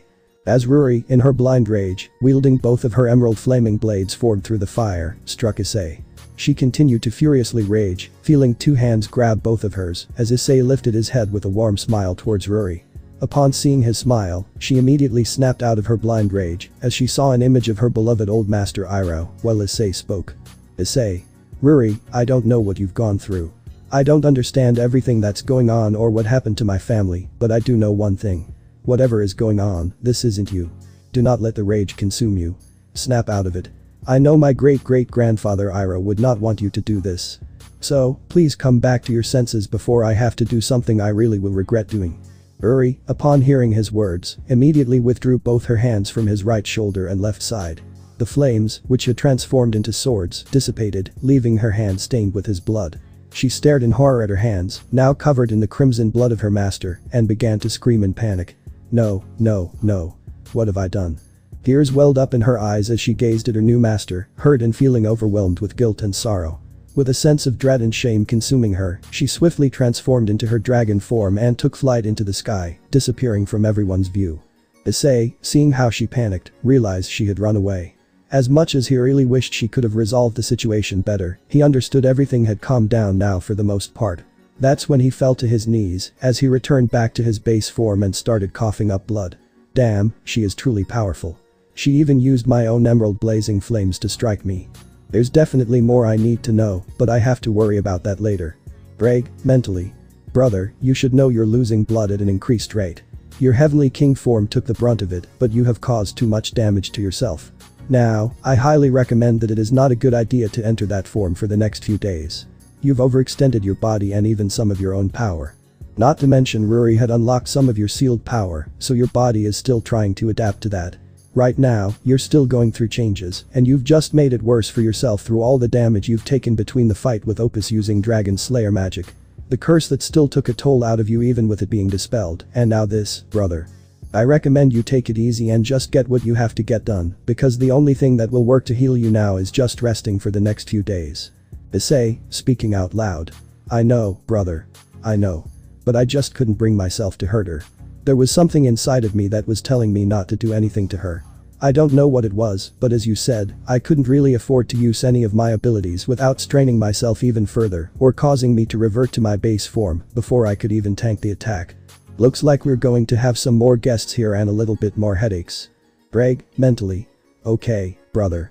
It seems like you're aware of the significant impact of how much you've exerted yourself today. It appears that you are going to deal with some more headaches, but if you need anything, brother, I'm here for you. I'll let you handle what you need to. Issei felt his brother cut the connection with him. That's when a bright teleportation symbol appeared on the ground and a bright light came from it. Soon he saw Surzich's, Seraphol, Auden, Azazel, Michael, Magari, her daughter Karara, Graphia, her son Milikas, and both his parents. That's when he felt something ram into him, hugging him tightly. When he looked down, he saw his beautiful daughter holding him and crying. He had a warm smile on his face before he spoke. Issei. What's wrong, my little beautiful fox princess? Kunu. Sabo, daddy, I thought mommy and I were going to die, and then I thought we were going to lose you. I saw that lady stab you. Sob, please don't scare me like that and never leave me, daddy. Sob. Issei. It's okay, I'm going to be just fine. You, of all people, should know your daddy is strong, my little girl. Kunu. No, daddy, no. You're strong, but you're bleeding. You need help. Issei felt additional hands wrapping around him, belonging to Irina and Yusaka, both with tears glistening in their eyes. Even Rias was visibly struggling to hold back her own tears while on her knees, tending to his wounds. As Issei was surrounded, the leaders, including the Shinto gods, made their way towards him.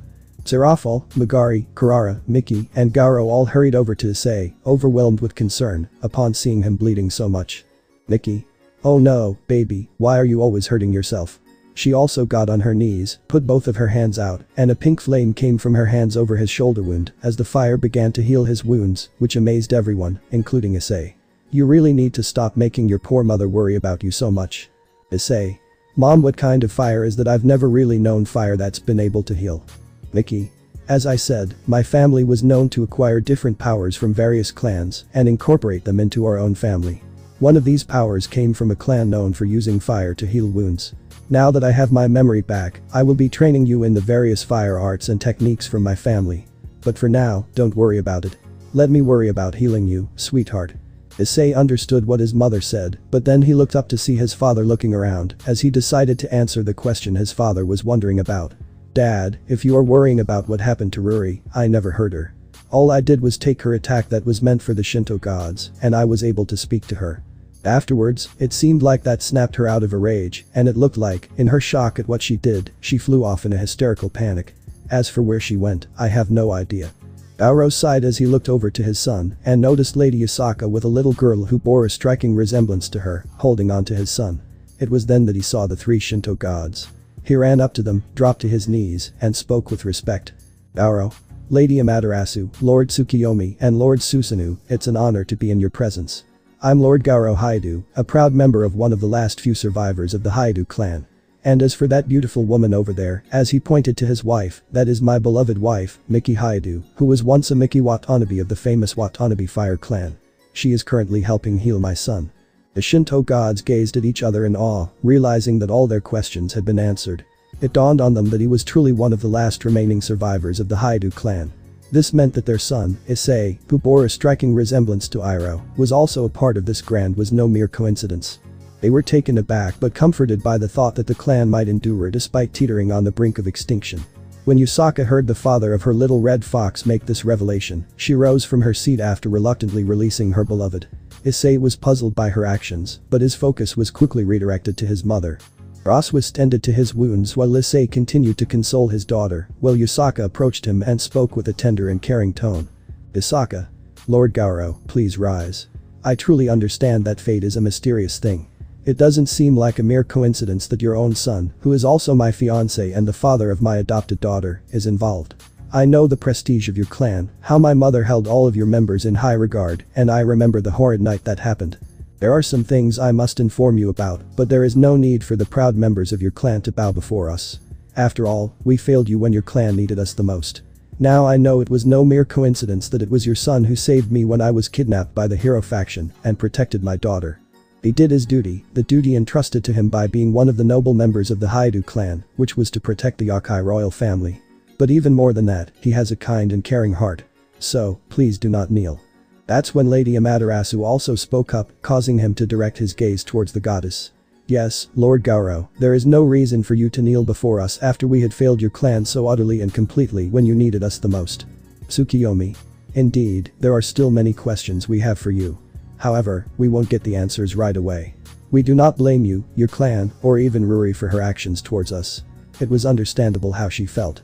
When you go through something as traumatic as she did, you look for reasons to blame others. We just hope we can clarify the issue. Susanoo. I have to agree, I knew your great-grandfather Iroh. It seems like your son is the spitting image of him. There are many things I must also know, but we can worry about that later. Iroh rose to his feet as he spoke. I am more than willing to discuss this further with all of you at a later time.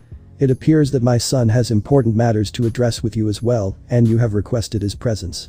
I apologize for the recent events involving our clan's guardian, Ruri, but I am relieved to see that there is no animosity towards her. Lady Yasaka, it seems like it's you who has captured my son's heart among the others. He remarked, casting a glance at the other young women present before returning his gaze to her. It also appears that my son has adopted your daughter, raising her like she's his very own, but I guess this makes both her and you my daughter-in-law and new granddaughter. He continued, extending his arms for an embrace. Welcome to our family.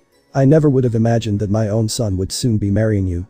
The idea of our ancestors, who once served as royal guards and protectors, now being integrated into the royal family is truly an honor. I am certain that this union would have been beyond the wildest dreams of those who came before us. I'm sure my ancestors are looking upon us with pride and hope for my son to be the future of our clan and rebuild it. Misaka smiled at getting a hug from her new father-in-law, hearing how he's already ready to accept her and her own daughter into the family. She embraced him back. Meanwhile, Miki overheard the conversation and looked over to the little fox princess, who was holding her son tightly while trying to wipe away her tears. Miki spoke to her in a very calming and motherly tone. "Miki. So you are my new granddaughter, huh? Say, it seems like my son has made you very attached to him and you see him as your own father and he's hearing your mother, so that means I'm your grandmother." Kunu heard what Miki said. She spoke in a very harsh and raspy voice after crying so much and wiping away tears. "Kunu? Are you my daddy's mom?" Miki had a heartwarming smile as she acknowledged Kunu. She spoke in a very happy and loving tone. "Of course, I am, and it looks like I have a beautiful second grandchild I can spoil. Yes, I am your grandmother now, and me and your grandfather, don't forget you have an aunt looking at both Gauro and Grafia, and we all intend to spoil you, dear." Kunu felt a wave of surprise wash over her as she realized she had never before experienced the love of grandparents. While her mom and dad had always shown her affection, this new revelation tugged at her heartstrings. The prospect of having grandparents was a new and unfamiliar concept for her. As she looked towards where her grandmother was gesturing, Grafia beamed at her with a kind and loving smile. Overwhelmed by emotion, Kunu felt tears welling up in her eyes. She turned to Miki, her eyes filled with gratitude, and then back to her dad, who had been listening intently to his mother's words. In that moment, Kunu rushed to hug her dad tightly, struggling to find the right words amidst tears, but managing to whisper a heartfelt thank you. "Kunu. Oh, thank you, Daddy. Ever since you came into my life, my mommy has been happier. You've made my life so much better, and now you're giving me grandparents and even an auntie. Thank you, Daddy. I love you so much." Kunu gave her dad a loving kiss on his cheek to show how much she truly cares about him. While this was happening, the three Shinto gods, along with Yusaka and Gauro, were making their way back to where Issei was. They saw this touching scene, making them all smile and happy to see the bond between the two and how strong it was. Even some in the crowd were trying to hold back tears. Issei was touched to see how much his adopted daughter loved him like her own father and held her tightly. "Issei. My darling, I love you dearly, my little fox, and your mother does too. We both would do anything for you, as long as it meant seeing that beautiful smile on your face. Your mother and I just love you so much, you bring us so much joy. We would do anything to make sure we can give you the best in this world and make sure you have the brightest future possible." After a little more time, Miki and Raswas had finished healing Issei. As everyone stood back up, including Issei, he saw how his parents were interacting with Raswas, Irina, Yusaka, and, of course, their new granddaughter. Even Grafia joined in with her son Milikus, who was happy to see someone his age he could play with. Issei's parents understood Irina, realizing the truth about her. She was fooled into doing what she did, but just like their son, they forgave her for her actions and warmly accepted her with open arms. Issei watched how his mom teased Raswas after being told that she was also going to marry her son. Issei was surprised to see how willingly his parents were accepting that he was engaged to different women, but decided to question that later. Nonetheless, he was happy and smiling just to see everyone getting along. He put that on the list of questions that had to be asked later. Then, he looked at all the leaders and felt his brother connect with him again. Brag, mentally. "Brother, I am amazed by your mother's proficiency in fire magic. I have heard of fire mages who have mastered various forms of fire manipulation for different purposes, but I never imagined that your mother is one of those few mages who could use that kind of fire as well. It does seem like your family background is more interesting than you could have ever thought, my brother. However, returning to the matter at hand, I have come to speak with you because, despite your physical wounds being healed, it is crucial that you do not overexert yourself. I believe it is imperative that you meet with the leaders and relay all the information you have gathered. While I acknowledge that there are numerous unanswered questions, I believe it would be wise to exercise patience. You have endured enough challenges today, and I believe it is best to focus on what we already plan to get done, so you must prioritize rest and recovery." Issei mentally. "I understand, brother, believe me, I know, so many unanswered questions, and I still have to figure out later what happened to Ruri, but we can worry about that later. I'm going to worry about what I have to do now over anything else." Brag, mentally. "I understand, brother. There's a lot happening with you, but I have a sense that ever since the seal on your right hand was formed and Ruri reunited with herself, previously separated by the seal and parts of her that dwelled within your parents, she has now fully merged with you. I couldn't sense it before, perhaps you didn't have enough of her essence to reveal it, or I simply wasn't paying attention. Hearing about the strength of the infernal spirit, it surprised me that she was concealing whatever part of her resided within you from me. It appears that she is directly linked to you. She possesses some of your strength and power, in addition to her own, and she seems capable of harnessing your emerald blazing flames. There are more questions we'll need answers to later, once we can locate her and have a conversation with her when she's more compassed. But for now, you know what needs to be done. Issei, mentally. I know, brother. I will first focus on executing my current plans, and then I will strategize on how to uncover the answers to these lingering questions I have now. But first things first, I need to inform the other leaders of what I've discovered because I can no longer postpone or delay it. They need to know all the crucial information I gathered over these last few months, so I'm going to handle that now. We'll deal with everything else later. Greg, mentally. Good. It's about time they know the true dangers facing the Alliance, even more so the true threat looming over not only the supernatural world, but also the human world. I wish you the best of luck, brother. I know when I need to get involved in the meeting, but until then, I'll be waiting. After Drake cut the connection with his brother, Issei was left to think about what he had to do next. That's when he finally spoke up, gathering everyone's attention. Issei. There are numerous pressing questions that need to be addressed. Given the events that have happened, I am inclined to focus on executing my pre-existing plans. Luckily, it appears the Shinto gods are already present and eager to engage in talks, possibly expressing interest in joining our alliance. Prior to delving into any other unresolved matters, I propose we handle this first. The information I possess is of paramount significance and cannot be overlooked. It is imperative that we avoid any unforeseen circumstances that could potentially impede the progress of this meeting. Therefore, I kindly request the leaders present to allow Karara to lead you to the room where this meeting will be held, if she is alright with that, and I'll meet you there once I handle some things with everyone else here. Mickey. Well, son, are you just going to stand there and not introduce us to the little girl that's hiding behind you? Issei.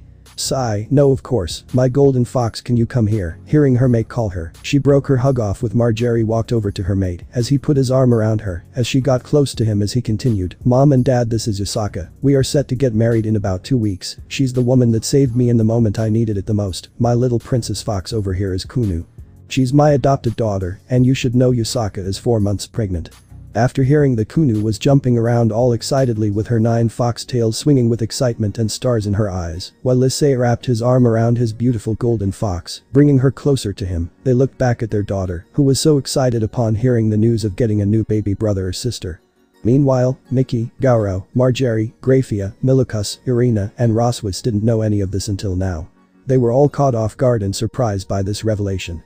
Mickey soon let out a high-pitched squeal like a high school girl.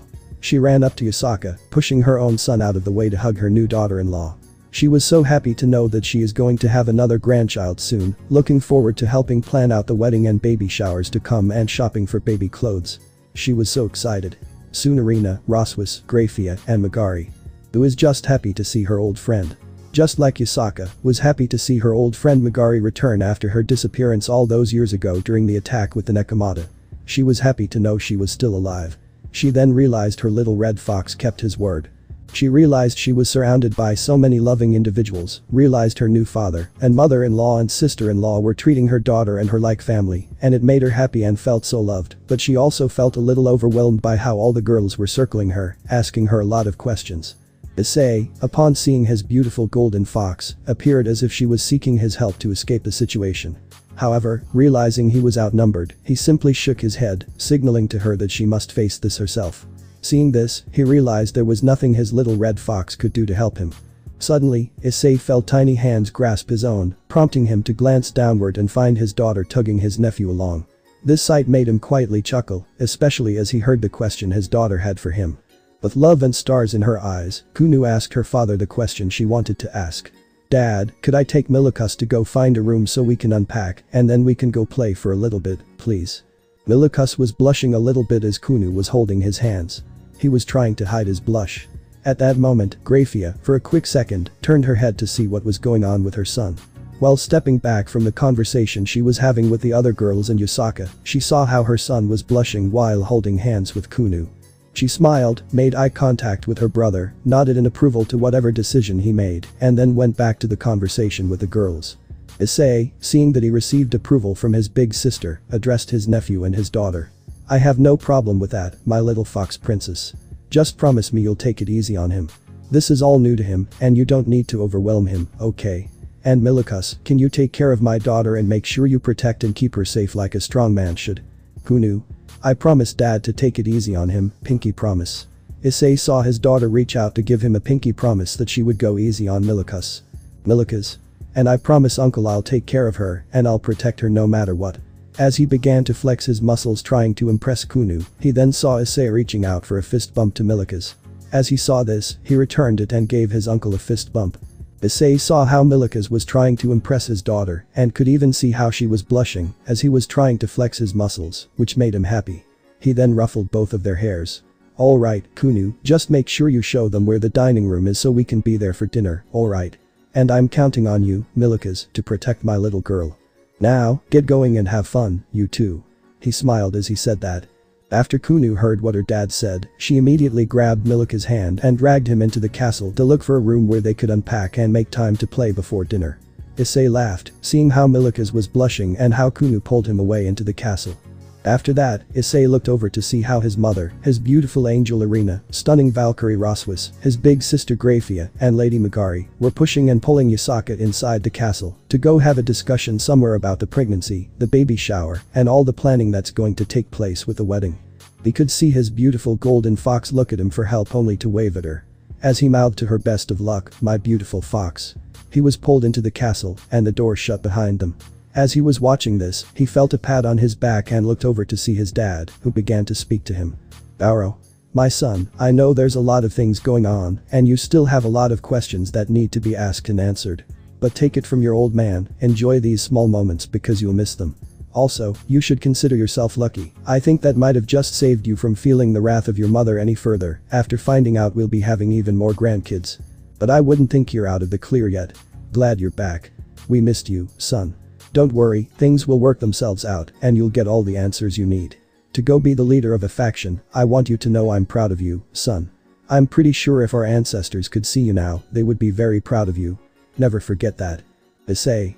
If you say so, Dad, and believe me, I appreciate every moment I have with these women. And hey, thank you for always being a good dad. I'm glad to know that I have you back in my life. Love you, Dad. Barrow heard his son's words and smiled. Now get going, the leaders are waiting for you. Also son, I love you too. Then he started walking inside, waved goodbye to his son, and followed the girls, leaving his son's sight and making him the only one outside now. After that, Issei took a deep breath, exhaled, and walked inside to have a meeting with the leaders to review all the information he had gained over these last few months and move to the next step of his plans. Scene change. Meeting room in Yasaka Castle. Issei entered the room and shut the door behind him. He got in the seat and immediately started talking, getting right to the point of the meeting that has been delayed long enough. Issei. Hello everyone, now that we're all seated here, we should not waste any more time and get straight to the point because we've had enough interruptions getting in the way of us having this meeting already. So I will just show you what I have. Though it's not much, it's what I've been able to gather from the facilities I raided and looked inside for any useful information before I destroyed them so they would never be used again. He then snaps his fingers and portals open up above them. Falling in front of their place where they were sitting at the tables, a medium-sized yellow folder filled with different documents and pictures containing various information that he's gathered over the last few months. As the leaders began to read through the documents, they were all surprised by how much information Issei discovered. It was then that they got to the document that said the 9 beasts of the apocalypse. Azazel put his folder down and in a serious tone, asked Issei what everyone wanted to know. Azazel. Kiddo, how sure are you about this information? What I've read so far just tells me how behind and in the dark we truly are. Michael. Yes, if the information you just gave us is true, then this whole time our enemies have been gaining more ground and even turning those in our own factions against us. It's hard to believe, to be honest. Issei. Everything I've shown you I've got from the different facilities I have raided, along with things I've discovered as well as some of the documents I had to decode. I also took time to verify the information, and it wasn't some sort of smoke and mirrors to mislead us. So with that said, I can firmly say I have verified all this information that you have just read, and that's the scary part of it, because that means the information about the 9 great beasts of the apocalypse, amongst all the other information in those documents I gave you, is true. Michael. I see the 3 biblical beasts are on this list. If my memory serves me right, it was one of the few agreements that the 3 biblical factions came together on before the outbreak of the Great War. Each faction was entrusted with creating a prison for each of the 3 biblical beasts. The angel sealed away is in the eternal sky prison. It continuously moves throughout the clouds, so no one will ever be able to locate its prison to free the terror of the skies. And I believe it was the four great Satans that agreed to seal away Leviathan, while you and your fallen angels took on the responsibility of sealing away Behemoth if I am not mistaken. This is biblical. Seraphol. Yes, we sealed the great Leviathan in the 3-star prison. Each point is anchored at 3 different locations. But I believe they have now been given names by the humans. One is off the coast of Florida near their city of Miami, another anchor point is on the island of Bermuda, and the final anchor point is on one of the Greater Antilles Islands. Unfortunately, due to the seal being in place, it causes a lot of abnormalities to occur, from weird weather phenomena to even some human electronics failing in that area when they travel through it. Most likely caused by the beast that's always trying to break free from its prison, but as long as the anchor points are never discovered and damaged or destroyed, the terror of the sea shall never be free. Leviathan. Biblical. Azazel. As for the fallen angels, we decided to seal away the great behemoth, terror of the land, in a canyon so massive and filled it with thousands upon thousands of seals. I believe that the canyon is now known as the Grand Canyon, and it's part of the United States, located in the territory of Arizona. I do send recon teams out every 500 years to check how the seals are holding up. They've been keeping the beast chained up and in its eternal sleep, and hopefully, it stays that way. But the fact that this terrorist organization might be bigger than what we thought, even thinking about releasing these 3 great monsters, terrifies me. Behemoth. Biblical. Surziches. Though Seraphol and I were not around during that time, historical texts I read mention how much of a brutal battle ensued. The process of sealing the 3 beasts resulted in numerous casualties from fallen angels, and devils alike. To gain a deeper understanding of the events, Zerkrumbiel, the oldest living devil who likely witnessed the struggles of containing the beast of the sea, would be the most knowledgeable individual to consult. Perhaps his insights could shed light on any more information you might want to know. So when he is brought in, we can ask him. Issei. Interesting.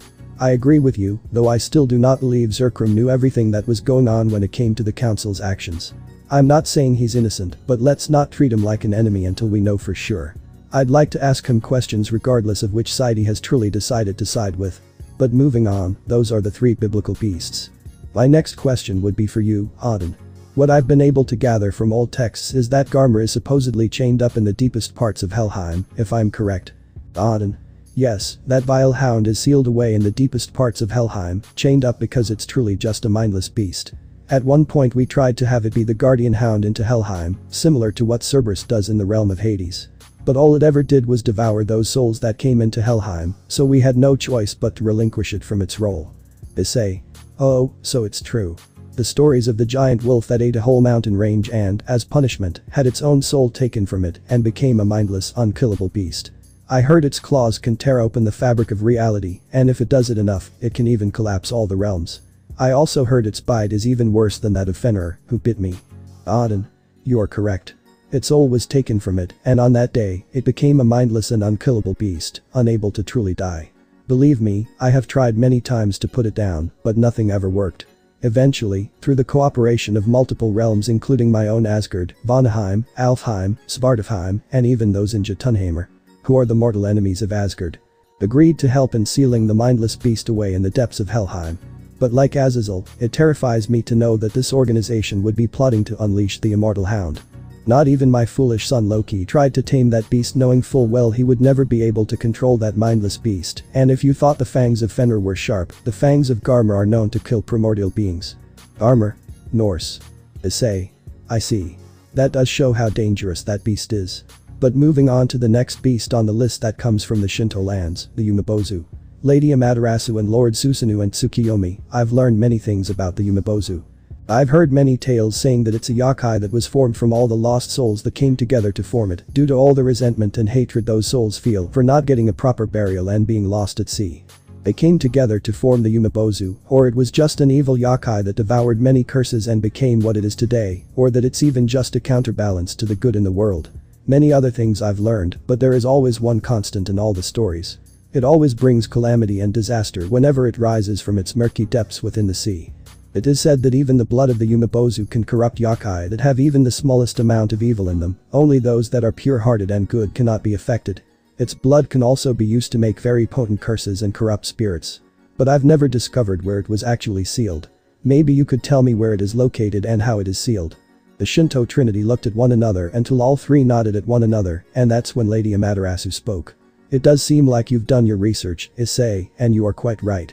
Its true origins are unknown, even to us gods.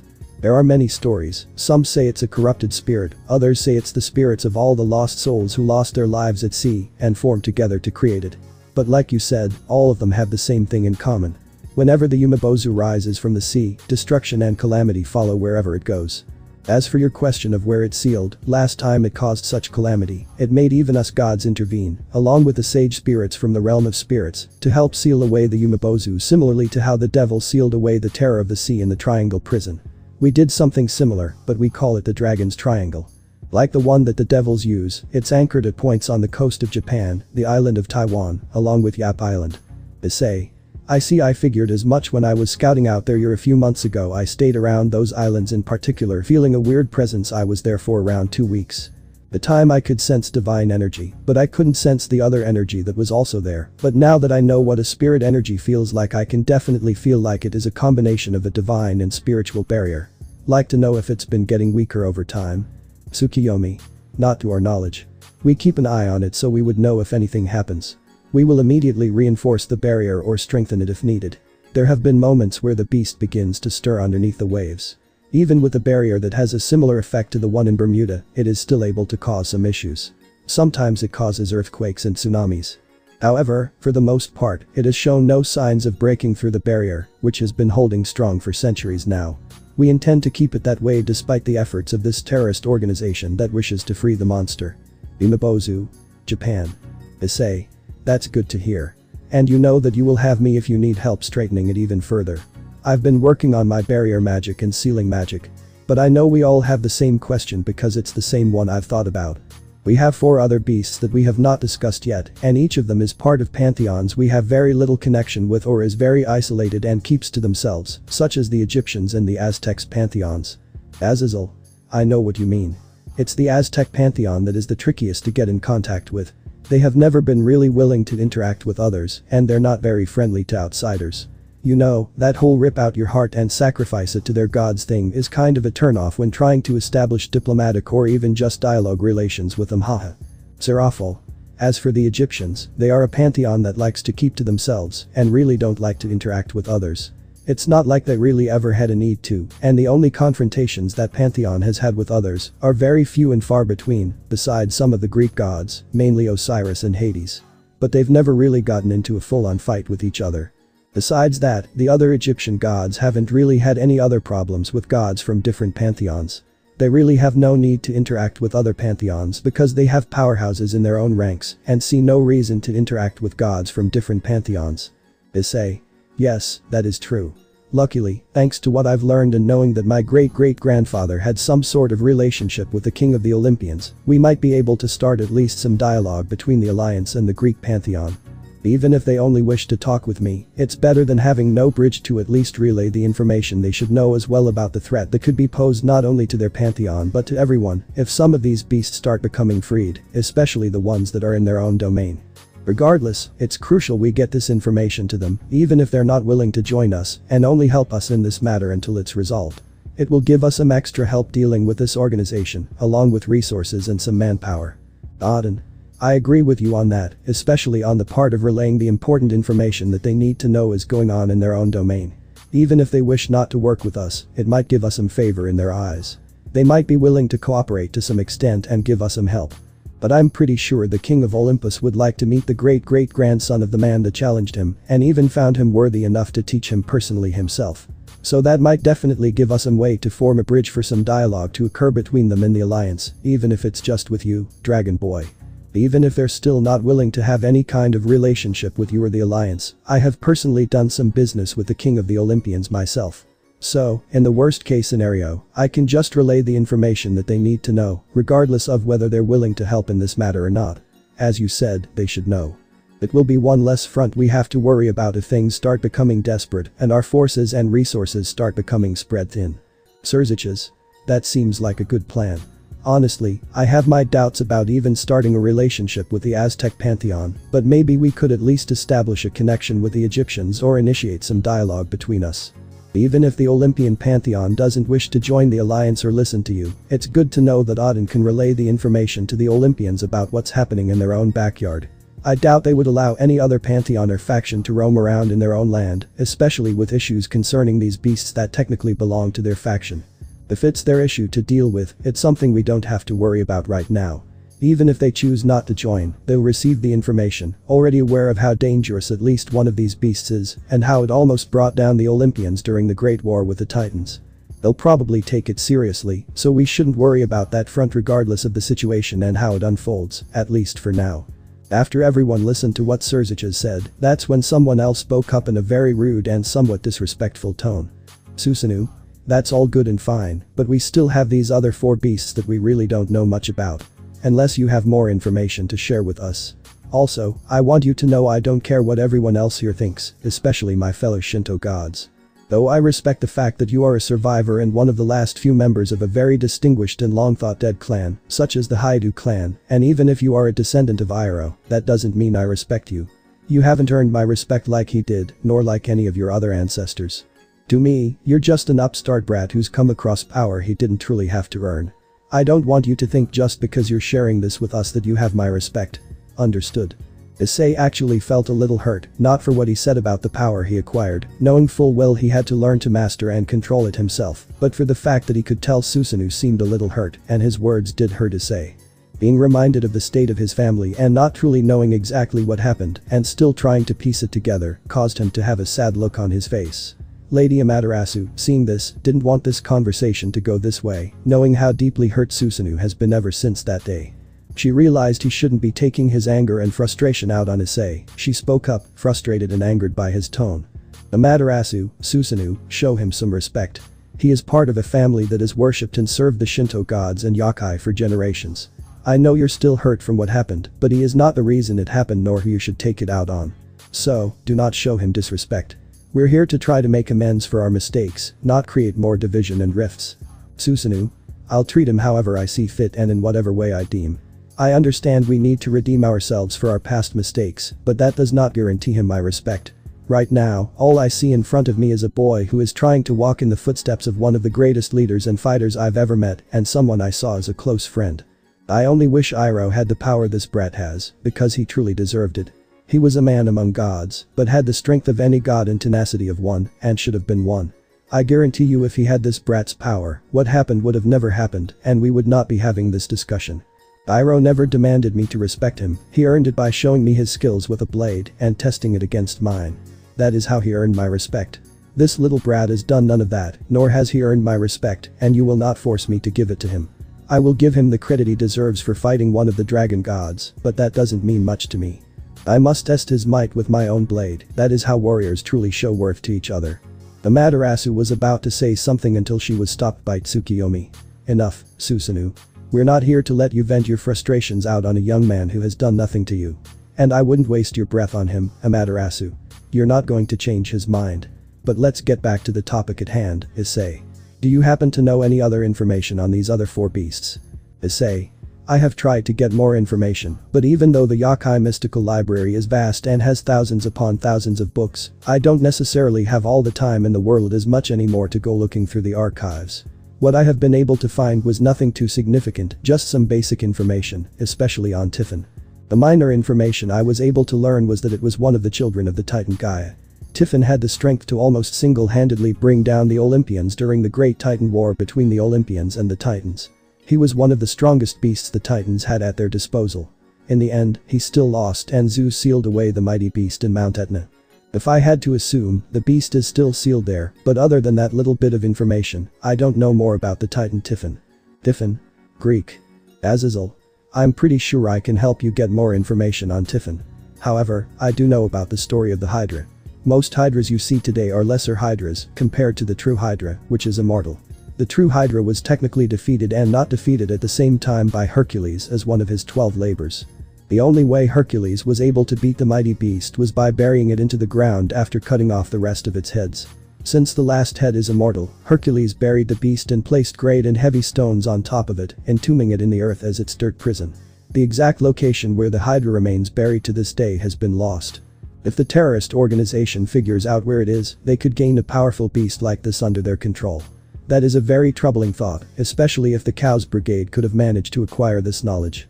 Judging by the information you provided, there's a high possibility that another organization is pulling the strings. However, it seems like you don't have any other information on that. Kiddo. Hydra. Greek. Surziches. This is very concerning if they could get a monster like that on their side and control it somehow among these other beasts that are on this list. Not to mention that they could have more knowledge on where some of these other beasts are sealed and gained information on the ones that we already know of their location. This is truly a troubling revelation that we've just learned thanks to this information you supplied to us, Issei. Because we truly know nothing about the beast Bobby that is somewhere hidden and sealed away in the sands of Egypt. But until we are able to at least establish some kind of connection with the Egyptian pantheon, we won't be able to find out much more. And we can't find any text on it, which with all of our combined resources, we should start diverting more effort to as soon as we're done with this meeting. Bobby. Egypt. Serafal. I agreed with what Surziches said because the same applies to information about Quetzalcoatl.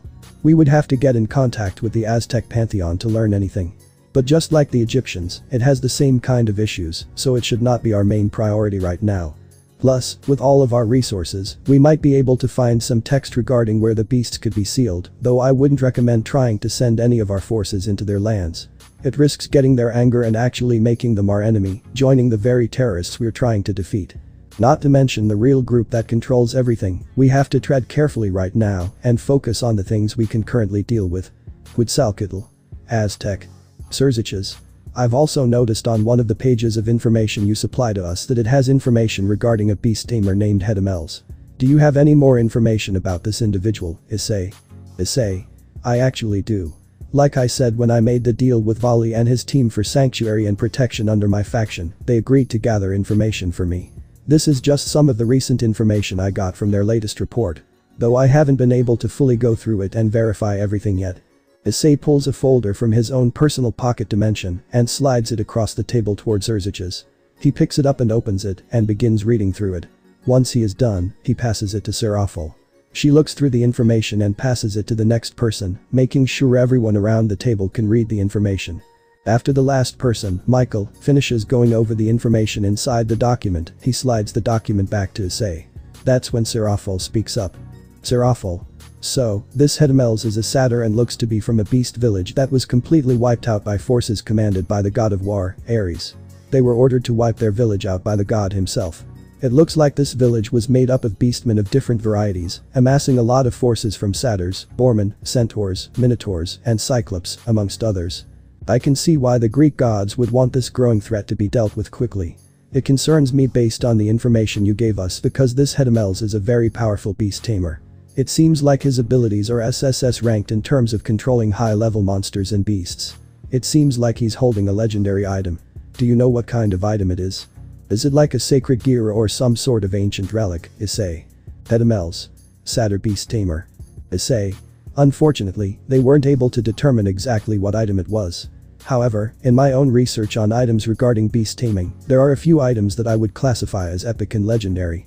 There is only one item known to beast tamers as apocalyptic class. Fortunately, I was able to find this text regarding the item in the YŌKAI mystical library. It is known as the Flute of the Beasts. It can control any of the apocalyptic beasts. Though the flute is not able to control dragons, a beast can resist the call by sheer force of will. But it will be able to control beasts such as cyclops, minotaurs, trolls, scorpion men, and more. More importantly, it can be used to control all but 1 out of the 10 beasts of the apocalypse. That beast is unable to be controlled by it. The Matarasu raised an eyebrow, wondering why he didn't mention that there are actually 10 beasts and why out of the 10 one can't be controlled by that item. She asked. Are you saying there are actually 10 apocalyptic beasts, but the information you showed us only said 9? Also, is there a reason this certain beast cannot be controlled, and why did you choose not to include it in the information you supplied to us? Issei knew he would be asked this question, so he let out a sigh and spoke. The reason I didn't include it was because the minute you guys would have seen the beast's name, it would have completely kept us from talking about the other ones and taking the meeting into the direction of this conversation that I was hoping we could have later during our talk. But it looks like it's time to be told the same thing my brother told me. That's why I left it out of the informational packets I gave all of you. I still find it hard to believe myself, but after what my brother told me and the fact that I trust him and what he's telling me, there was no doubt for me not to believe him, so I let him explain it for you all himself. That's when he raised his left arm, put it on the table, and the boosted gear manifested on his arm. The green gem began to glow as Drake spoke. Greg. Hello leaders. As my brother already said, and as you saw in the documents he gave you, I won't go over them again. But I will tell you a story of two dragons that fell from grace and became something different. You already know the second one as soon as I begin to tell it, so I will start with the first story. How the first dragon to fall from its nobility of being a dragon and turned into something else came about. I personally never met Quetzalcoatl. He was sealed away by the Aztec gods long before the evil dragon wars. But I heard stories that he was once a proud and noble dragon, considered a dragon king, and almost ascended to the level of heavenly dragon class. It is said that he took shortcuts to increase his power unnaturally, and because of that, he went mad, becoming a beast of destruction. I remember hearing stories that the noble dragon known as Quetzalcoatl was forever lost and became the bringer of the end. As for the final beast, all the pantheons fear this one. Its power made it go mad, but it was never like Quetzalcoatl. This dragon fed on the flesh of other dragons to gain more power, doing everything it could to gain power, and eventually gaining the power it wanted. However, it lost its mind and became a mindless beast. As you all may know, it is 666 Trihexa, the apocalypse beast. The room was silent after Drake mentioned the dreaded beast. Nobody could say a word. Eventually, Issei broke the silence, breaking everyone out of their sheer terror they were feeling at the mere mention of the beast's name. Issei. I know there are many questions, and until recently, I was hoping my fears were unfounded. But now I believe my fears have become reality. Once I finally drew the connections from what my brother told me about the story of this beast, I came to realize that the organization within the Cows Brigade is truly pulling all the strings behind everything. I believe their true ambitions are not only to free all the 9 beasts of the apocalypse, but if they're able to get a hold of the beast 666 under their control, they would literally have the 10 strongest apocalyptic beasts at their command. And if that is the case, that can only mean one thing. Even the top 10 strongest, including Great Red and Office, wouldn't last long facing the might of all 10. Hell, if my assumption is correct, even if the other 8 strongest beings out of the 10 work together to take out one of the weakest ones of the 10 apocalyptic beasts, which I have no idea which one that would be, calling any of them the weakest wouldn't be fair, they're destroyers for a reason, we would still lose a lot of the strongest in that fight. And even if we were to have one, we would still have 9 others to deal with. I believe their goal is to free all of the beasts of the apocalypse, saving the 666 beast for last. I also believe that one is going to be the hardest to free from its seals. Though the information I have on that is little to confirm, I doubt the seals that are holding that monster in would be so fragile that they could be easily destroyed or undone. I would imagine you need certain items to undo it or know the right spell. And more importantly, through all my research, I have no idea where the beast is even located or where it could possibly be sealed. Azazel slammed his hand on the table and shouted. Damn it. I knew we were far behind.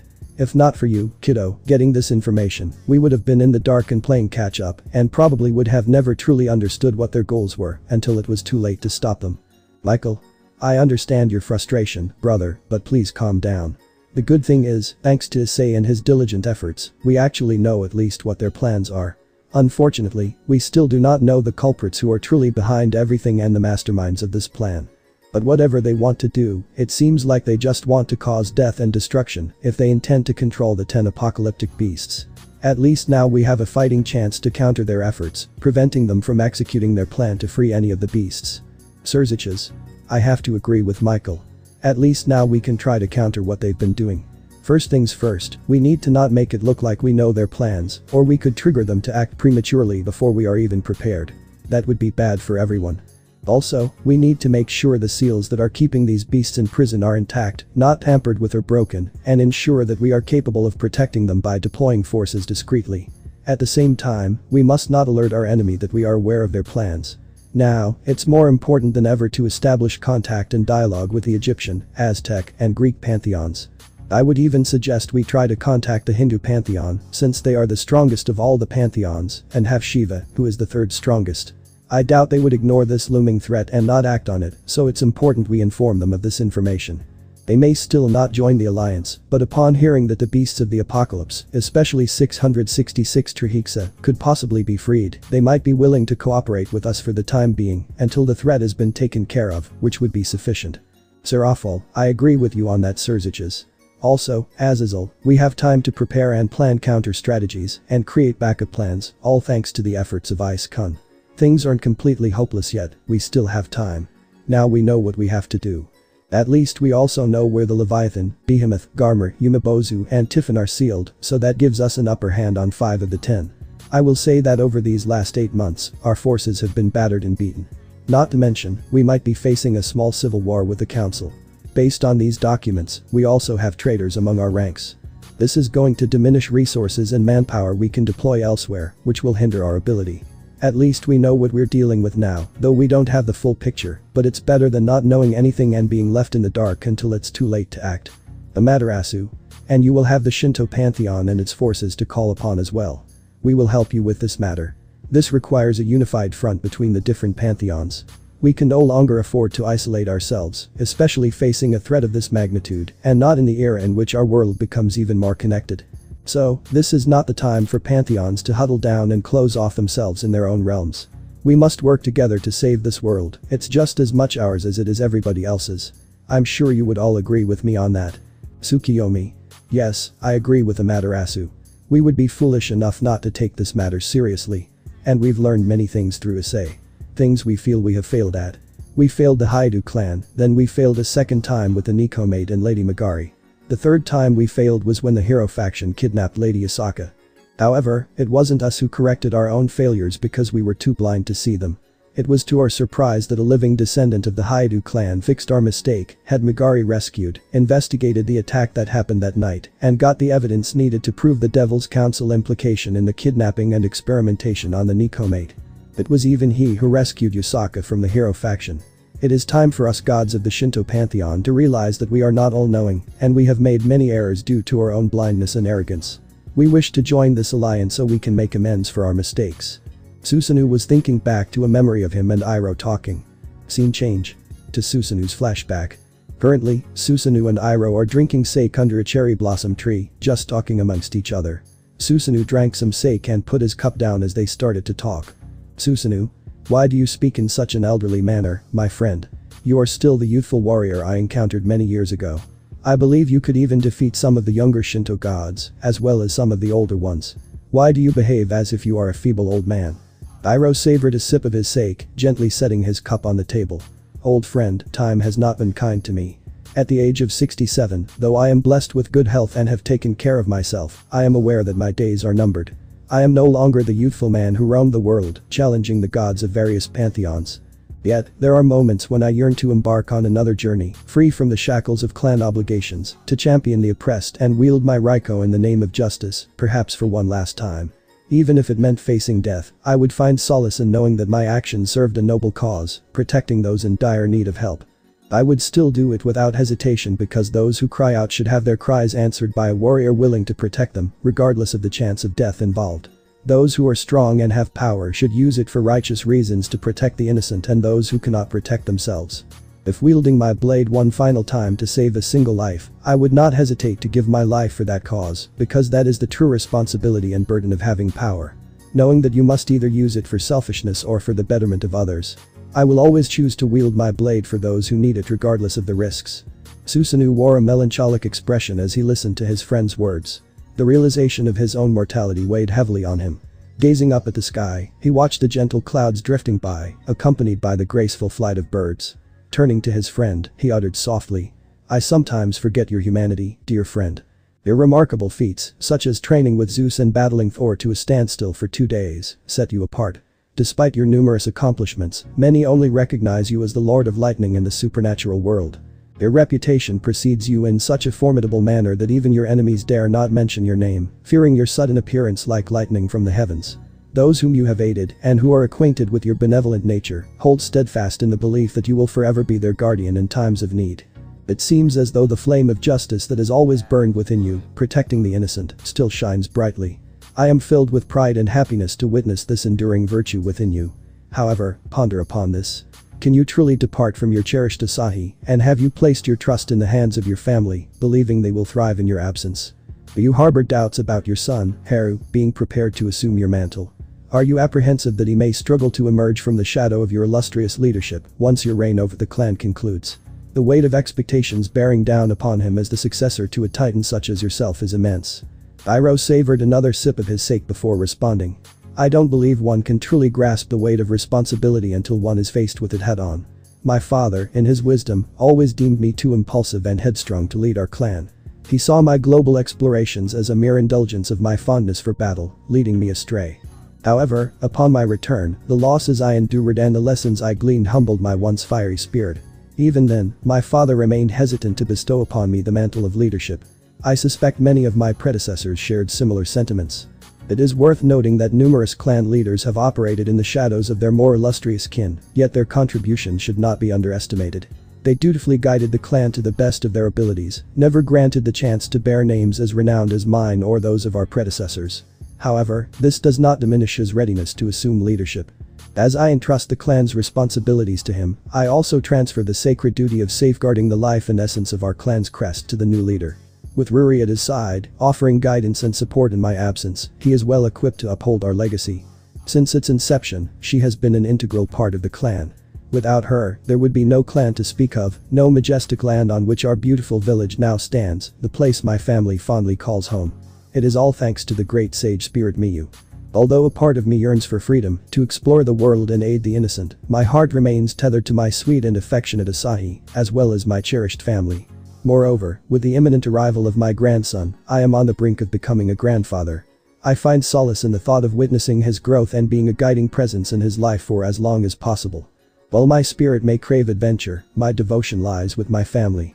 Some may deem it selfish, but I prioritize safeguarding my loved ones, especially this new life about to enter the world and our caring family.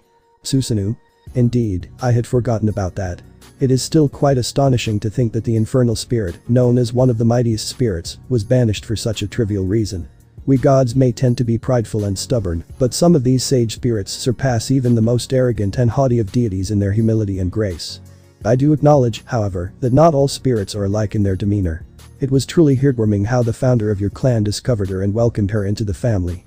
In return for their kindness, she bestowed upon your family a gift unparalleled: the ability to harness the power of the spirits. If my memory serves me right, Miyu was so moved by the actions of your ancestor that she willingly merged with the land, allowing you to establish a village for your descendants to inhabit for generations to come. Yet, I must mention that Ruri may not take kindly to your departure. She appeared to have a strong bond with you, unlike any she shared with previous clan heads. It is quite understandable. You bestowed upon her that name she holds dear, showcasing your kind-hearted nature, my friend. Reflecting on it now, you did mention that your son's wife, Yui, is expecting to give birth soon.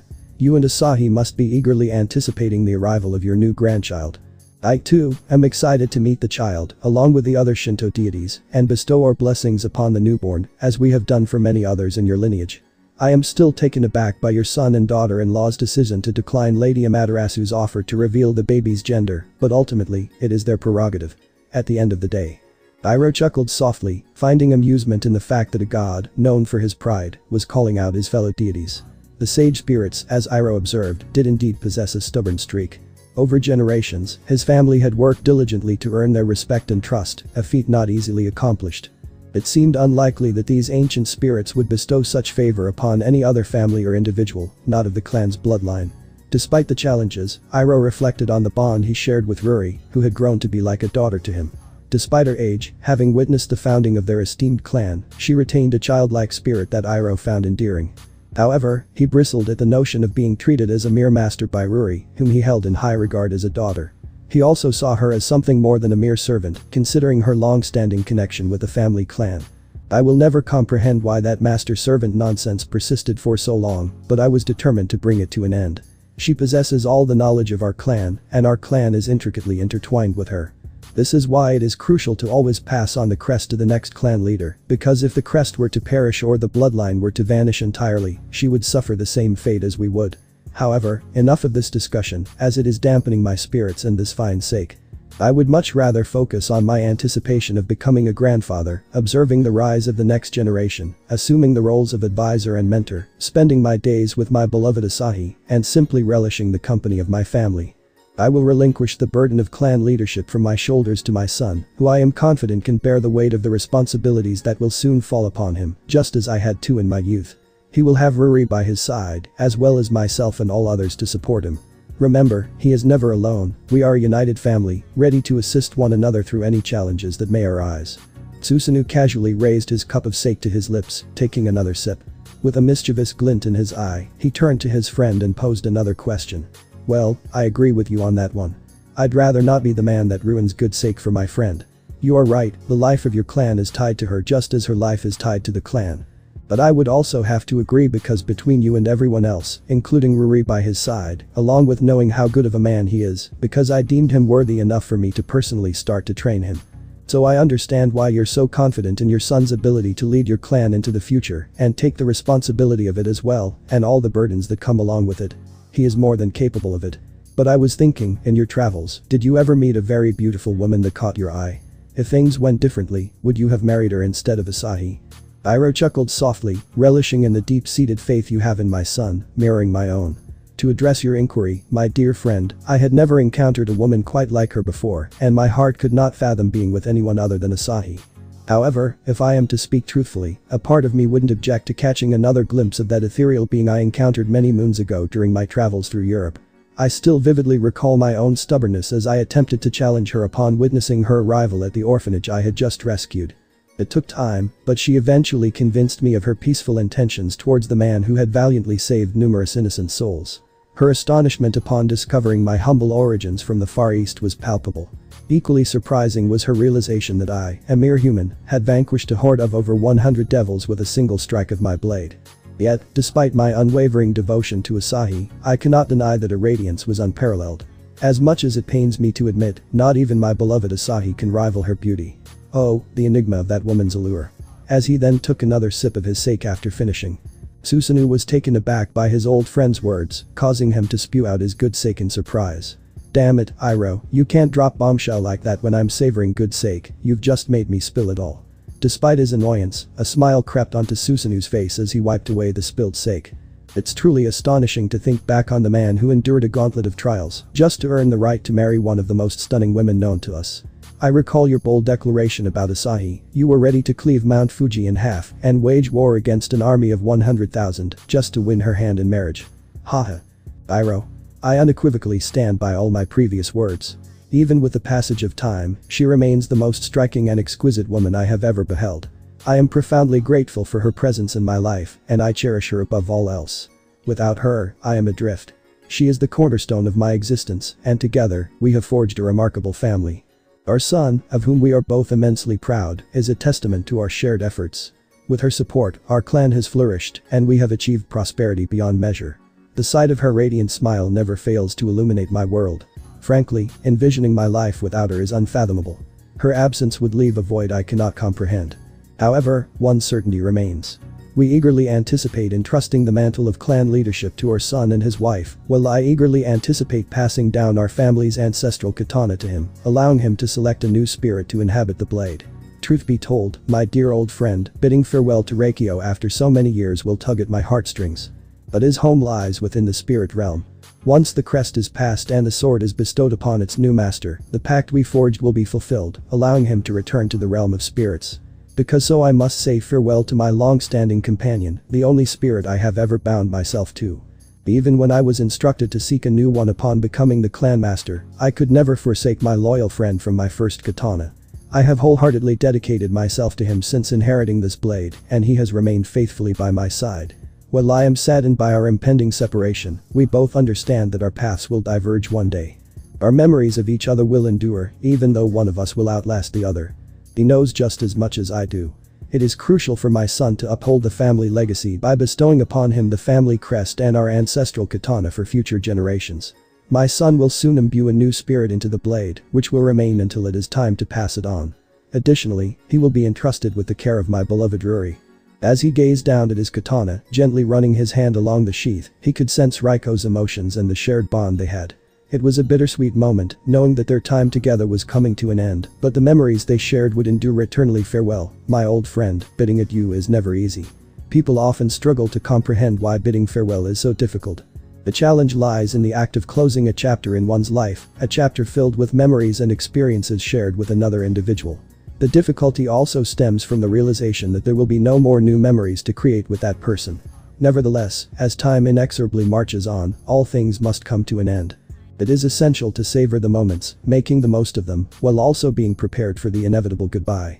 When the time for parting arrives, reflect on the cherished memories created, wish each other well, and hold each other close in your hearts. Susanoo. It appears that you are prepared to step down and entrust the leadership of the clan to the next generation. Embracing an advisory role and taking on the role of a devoted grandfather. I have always known you as someone without regrets, but I must ask a question that has long lingered in my mind. Why did your grandfather, Botan, decide to take in that troublesome Daisuke after his father committed the unthinkable act of treason? After all, it was his father who plotted a failed coup, endangering the lives of the queen and princess, Lady Yukiya, and her daughter Yusaka. They say that the cycle of vengeance knows no end. Furthermore, I have never been fond of that arrogant and self-absorbed Daisuke. His disdainful attitude towards us gods whenever he graced the divine realm with his presence was unmistakable. I urge you to closely monitor him, my longtime companion. I harbor doubts about his character, much like I did about his father. The decision to endorse him for the role of military commander, just like his dishonorable father, continues to baffle me. It appears that the past is being mirrored once again, don't you agree? Iroh.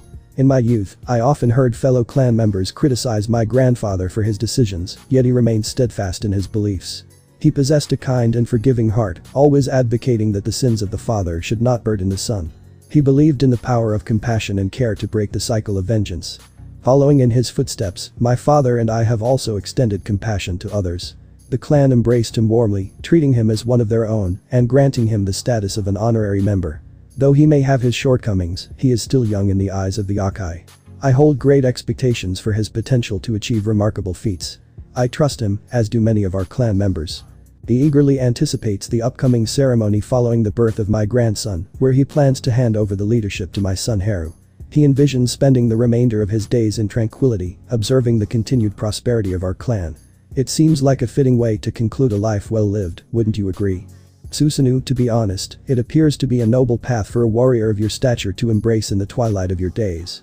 However, I must confess my reservations regarding your decision to place trust in that young troublemaker, as well as your forebears who did the same. Having lived through countless ages, I have learned that the desire for vengeance can lay dormant for generations.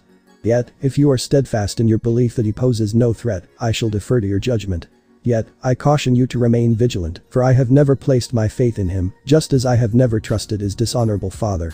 It seems as though you are entering a phase where you long for tranquility, cherishing moments with your kin, and reflecting on the battles waged, the armies led, and the legacy of a wise and benevolent leader.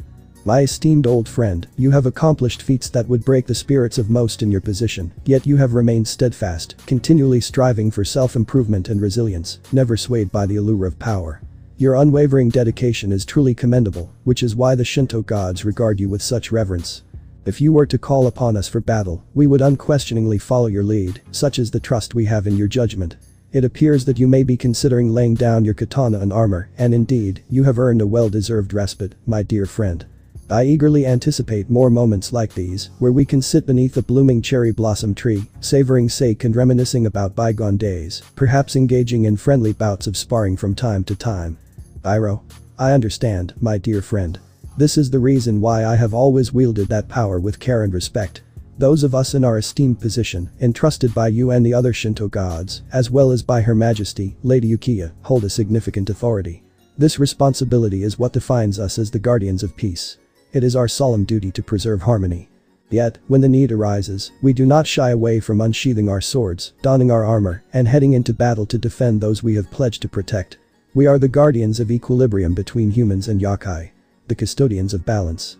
This noble obligation has been passed down through generations in our family, and it falls upon us to uphold it faithfully. I am confident that this legacy will endure long after my time, just as you have witnessed and endured so much in your long and illustrious life. Having met many heads of the clans and members, you've always held a special place among us Shinto gods. Not to say that others were any less caring or involved. Your love for training those in the clan with true potential, who prove themselves worthy of your guidance, is well known. I, too, believe in the power of forgiveness, following the example set by my grandfather Botan towards Daisuke.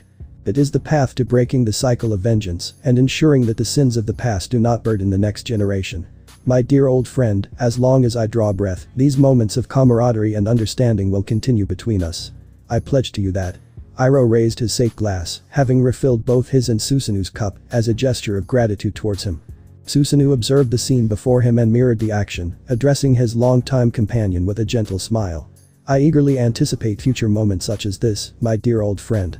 Though you may not remain in this world indefinitely, the legacy you have crafted, both among our peers and within your lineage, will endure eternally. Here's to you. But the clink of their cups, they commence savoring their sake, gazing into the horizon, basking in the tranquility and contentment of the present instant. End of Susanoo flashback. Being broken out of it by hearing his name constantly called for him. Amaterasu. Susanoo. Susanoo. Susanoo. Susanoo. Yes. Tsukiyomi. We want to know your opinion on joining the alliance. Both Amaterasu and I are in favor of it. We need to know if you are in favor of it as well. Susanoo looked over to Issei. Despite having different hair and eye colors, he looked similar to him and could tell they had the same spirit and fire inside them. He remembered his old friend and realized they were very similar yet different. Susanoo understood something right then and there. He was going to give this man a chance to prove himself because he could tell, looking into Issei's eyes, that they believed in the same thing Iroh did. Always wanting to do what was right, no matter the cost, even if it meant protecting the innocent, just like Iroh would. He smiled at the thought before he spoke up. Susanoo. I agree, but on the condition that once things settle down and we have time, I would like to test your blade skills, Issei, if you don't mind. Issei smiled and then spoke. I have no issue with that. We can make time for that. Susanoo. If that is the case, then I approve of the Shinto gods joining the alliance if there are no objections from the other leaders of the alliance. Amaterasu. Before we agree and finalize this agreement, I would like to discuss the punishment for Surzich's and his sister's actions.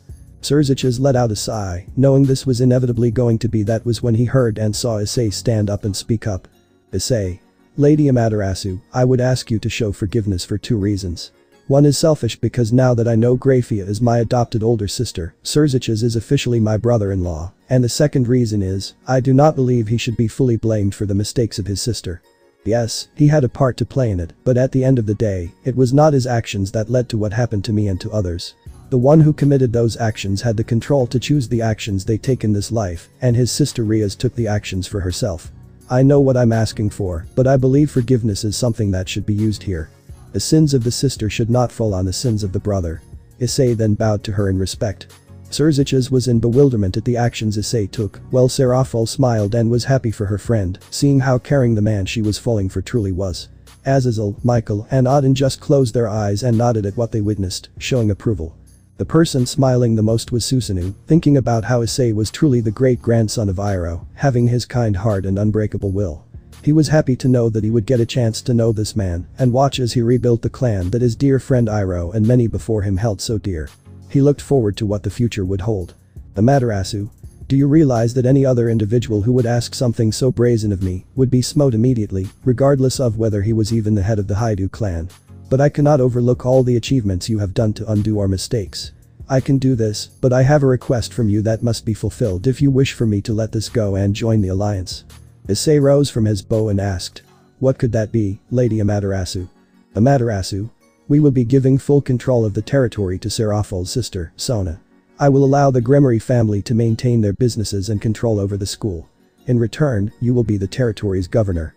What I mean by that is Sona would be in control and have full power to do what she believes is right for the people, along with handling any issues that might arise, and that she's capable of handling without help.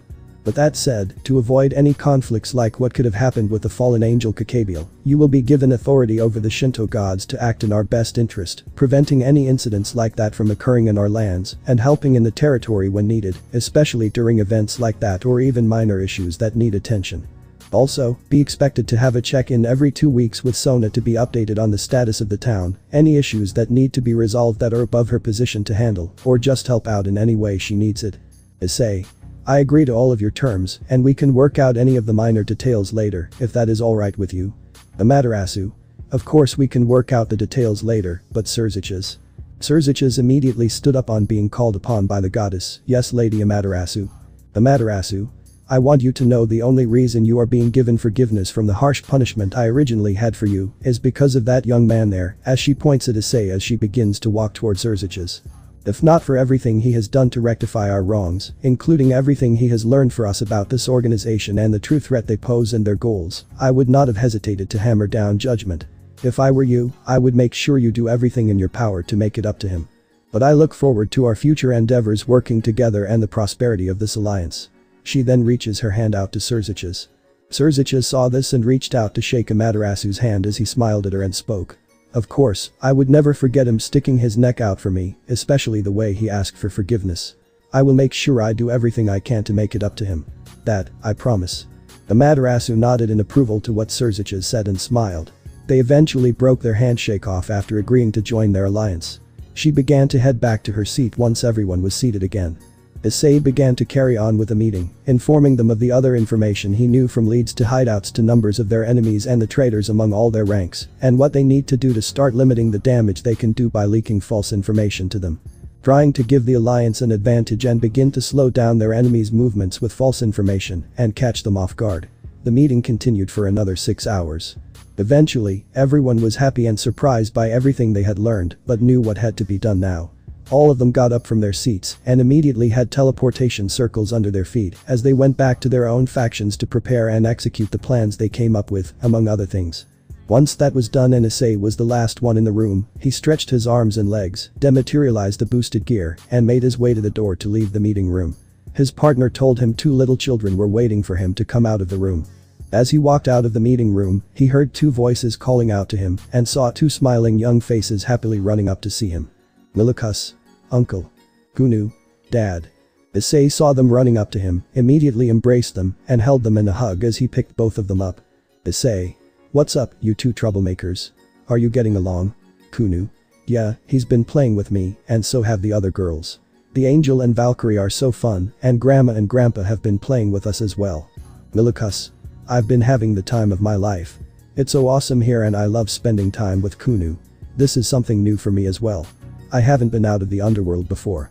Even my mom is enjoying herself, and even Grandpa and Grandma have been enjoying spending all the time with us and getting to know Yusaka and the other girls. Issei. Well, I'm glad everyone's getting along and your Grandma and Grandpa are spending good time with you. You deserve it, kids. But when are you going to come out from the corner and see your loving red fox, my dear? Yusaka stepped out from the corner as she walked over to her beloved mate. Issei put both Milikus and Kunu down and told them to go see their grandparents. They ran off after hearing their uncle and dad tell them that. That's when he embraced his loving, beautiful fox. Yusaka. Oh, my dear, I haven't seen her this excited in a while. It's good for her to have someone to play with around her age. Honestly, you should have seen her when she found out I was pregnant with a possible baby brother or sister for her. She was all over the place, my dear, it was adorable. She's also been enjoying having grandparents and having an auntie to spoil her. She's not used to all this. She never really had an extended family, but with your family here and all the girls, she feels so loved, and it makes me feel good to see my daughter so happy and all the happiness you brought to me, her, and to my other sisters. Your parents have been so welcoming to me and everyone else. They're glad to know you're right, my dear. I do feel like I'm in a very deserving position to gloat and even say I told you so, my loving little red fox. Issei. I can't argue with you there, so I let you get it out. But I'm happier knowing that our little girl is happy with her loving grandparents, aunt, and a new friend around her age. Hopefully, I can see them develop a deeper bond later in life. I believe my beautiful fox can express her thoughts freely, and I feel she's right. Yusaka. Finally, you grasp what I was trying to convey all those weeks ago about coming out of hiding. Though I had to nudge you, I'm delighted that you took the leap. And now, I am even more pleased to say. I told you so. My charming little red fox. As she spoke, she playfully ran her finger under his chin, gently caressing his chest and tracing circles with her fingertip, all the while gazing at him in a seductive and adorable loving manner. Issei blushed at the beautiful look Fox was giving him, his heart racing as she gently caressed his chest. He couldn't help but notice the lustful desire in her eyes, the ravenous nature of her wanting to take him right then and there. Despite the lingering memory of the dreaded words his mother used to tell his father, Issei found himself completely captivated by his stunning mate. Issei. When you express yourself in such a way, I couldn't care less about hearing those words every married or soon-to-be married man fears. Because I adore and love you, it's becoming harder. Resisting the urge to take you right now will be a challenge if you keep doing this, my love. As Yusaka senses her mate's arousal heighten, she continues to lavish him with her touch, reveling in his longing for her. Yusaka, in a mischievous yet loving manner, while trying to conceal her smile by covering her mouth with her hand, spoke lovingly. She gazed at her little red fox with innocence, both hands resting on his chest. You say that now, my beloved, but what would you do when I start showing more signs of pregnancy? Would you still touch me, even as I grow bigger with our child? What if I become less appealing to you? The thought of my beloved little red fox shying away from me, refusing to even hold her because he no longer found her attractive with our baby in my belly, fills me with dread, began to fake cry. Issei sported a mischievous smile, mirroring his mate's expression as he spoke to her in a loving and seductive manner. Gently lifting her beautiful chin, he made eye contact with her before softly kissing her on the lips. With a tone full of affection, he expressed, Honestly, I feel like that would only make me more attracted to you, especially knowing that you're carrying our child. You'll always be my beautiful fox, regardless of how you may look because you saved my life. You and our daughter, along with others, helped bring me back to who I am. But it was you and our daughter who truly showed me I can love again. You are my stunning, beautiful fox, always. I am yours to do with as you please, my queen. Holding her tightly, he even released his fox ears and 9 fox tails to wrap her even closer, placing one of his tails on her stomach. This gesture caused her to grab it with love, feeling his warmth and affection enveloping her. Issei. It's heartwarming to hear your feelings for me, my dear. However, the clock has struck 8 o'clock and you've been engrossed in the meeting for quite a while. As much as I crave to have you all to myself tonight, I must remind you of your prior commitments to my 3 other sisters. I will graciously let them claim you tonight so you can keep your promise to them, but don't forget I will get you for another night, my love. Issei sported a mischievous grin on her face, the very same one that Issei recognized whenever she was hatching a plan with the girls. He sensed her hands releasing him from their embrace, only to watch her take a few steps back, leaving him perplexed. Suddenly, a colossal watery hand seized him, yanking him through the hallways as he let out a terrified yell, stealing a glance at his alluring fox waving at him. He was forcibly pulled around a corner, the relentless grip dragging him for what felt like an eternity, until finally being thrust into a room with a resounding slam of the doors behind him. The space lay engulfed in darkness, leaving him disoriented and bewildered as he massaged his throbbing head from the impact, his ears picking up on the hushed whispers of 3 seductive voices addressing him. That's when the lights were turned on, lighting up the room and revealing 3 of his beautiful mates in front of him in sexy outfits. The first one to speak was his beautiful phoenix. Ravel. Oh Issei, my beloved dragon, it's time for you to fulfill your promises to us. Ingvald. Yes, indeed, my dragon knight, you did promise that we would finally get your dragon mark to claim us as yours forever, not to mention showing us that true dragon you keep down there. Hiroka. Oh yes, that is very true, my sisters. I think it would be a little unfair if I'm the only one who's given what she's wanted for so long from her dragon fox. I don't know about you ladies, but I don't intend to let him leave this room until I know for sure that he has blessed me and filled me up to the point where I know I'm going to have his kittens. What about you, ladies? Ravel. I agree with you, sister. I think it's going to be more than him just giving us his dragon mark to say he's forever ours, but I feel like to truly show he loves us is to give us a blessing. I'm looking forward to having our love that we share tonight grow inside my belly, a permanent show of how much you truly love me. Ingvald. I have to agree.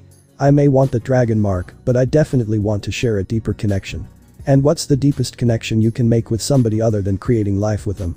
It seems like you, my dragon knight, will be giving this princess an heir to the throne, That's when Issei had all 3 girls grab him and throw him on the bed, and they were all 3 on top of him. He had so many thoughts going through his head, but the only thing he could do was gulp in excitement and feel his dragon getting excited and uttered a few words. Issei. Haha, I'm in danger. It was at that moment all 3 girls pounced on him and started ripping off his clothes. He decided to embrace all 3 of his girls by using all 9 of his tails. They were still out from his conversation with Issei and began to have a loving night. Finally, he gave them what they all wanted, and soon they had a passionate night of love and affection with one another, lasting for hours. After many hours had passed, Issei finished pleasuring his girls. Ravel, who was passed out on his chest, was completely exhausted. That's when his brother manifested the boosted gear and began to talk. Greg. Well, brother, congratulations are in order. You're most likely set to be a father to even more children now, haha. Issei. I wouldn't say that yet, we don't know for sure, brother. Issei laughed nervously at what his brother said, hoping he wasn't right about that, but something in him said he was. Greg, brother, believe me, I have a hard time believing that these girls will not end up carrying your children after this night. But if you don't believe me, you can always use your sanjutsu and check for yourself. Issei decided to listen to his brother's suggestion and placed one of his tails on each of his mates. Kuroka lay unconscious on his right, holding him close, while Ingvald was doing the same on his left. Ravel lay on top of them. He used one tail to press gently between himself and Ravel, feeling her stomach. He also put a tail on Ingvald and Kuroka's stomachs. He closed his eyes to hear his mates making noises as they slept and tried to feel for what he was looking for, concentrating intently. After a moment, he withdrew his tails, opened his eyes, and spoke the first words that came to his mind, his expression a mixture of surprise and understanding. Issei. Damn it, I hate it when you're right. Greg. I mentioned this would happen. It's important for you to know that I recently found out that despite the usual difficulty supernatural beings face in getting pregnant, your chances of impregnating them on the first attempt are significantly higher compared to other supernatural beings. Being part dragon helps since we can control our fertility. However, you may have overlooked this aspect, and I must admit, I forgot to remind you about it. I trust that seeing how much these women care for you and rely on you, along with the knowledge that you will soon have children, will make you more cautious moving forward and stop risking your life so carelessly. Issei comprehended his brother's words. I understand, but I only act to ensure their safety and protection at all costs, even if it puts my life in danger. As long as they are alive, that is all that matters to me. Greg. I know, brother, but you have to remember they're always worrying about you. I figured doing it this way and not reminding you to control yourself and just letting things take their course. Not to mention, it was a full moon tonight, so you lost yourself in your instincts, just like the night with Yasaka. Issei. Oh, fuck. I totally forgot about that. It was like a perfect storm. Though I couldn't resist these stunning women coming at me like that. But I know my animal instincts of being a kitsune and a dragon, so I know I couldn't have resisted them even if I wanted to. Hahaha. Greg. Yeah, very true. But at least you finally gave these women what they wanted. They wanted to always be connected to you, and having them be given your mate marked by you would definitely help, especially that little phoenix. Seems like she's the one that needs you the most. I wasn't too surprised that out of all the girls, it was her who lasted the longest, even more than that horny cat. Issei. Yeah, I can't argue with you on that one, brother. She really wanted to show me all of her love. I gave her all of mine, and I'm glad she's comfortable and finally got what she wanted. Knowing that these girls are mine and mine alone now, I still have to give the other girls what they want and go on dates. But that's something to worry about later. But, my brother, I'm going to wrap my women in my tails and go to sleep a happy man tonight. Greg. I understand, brother. Get some sleep, you've earned it.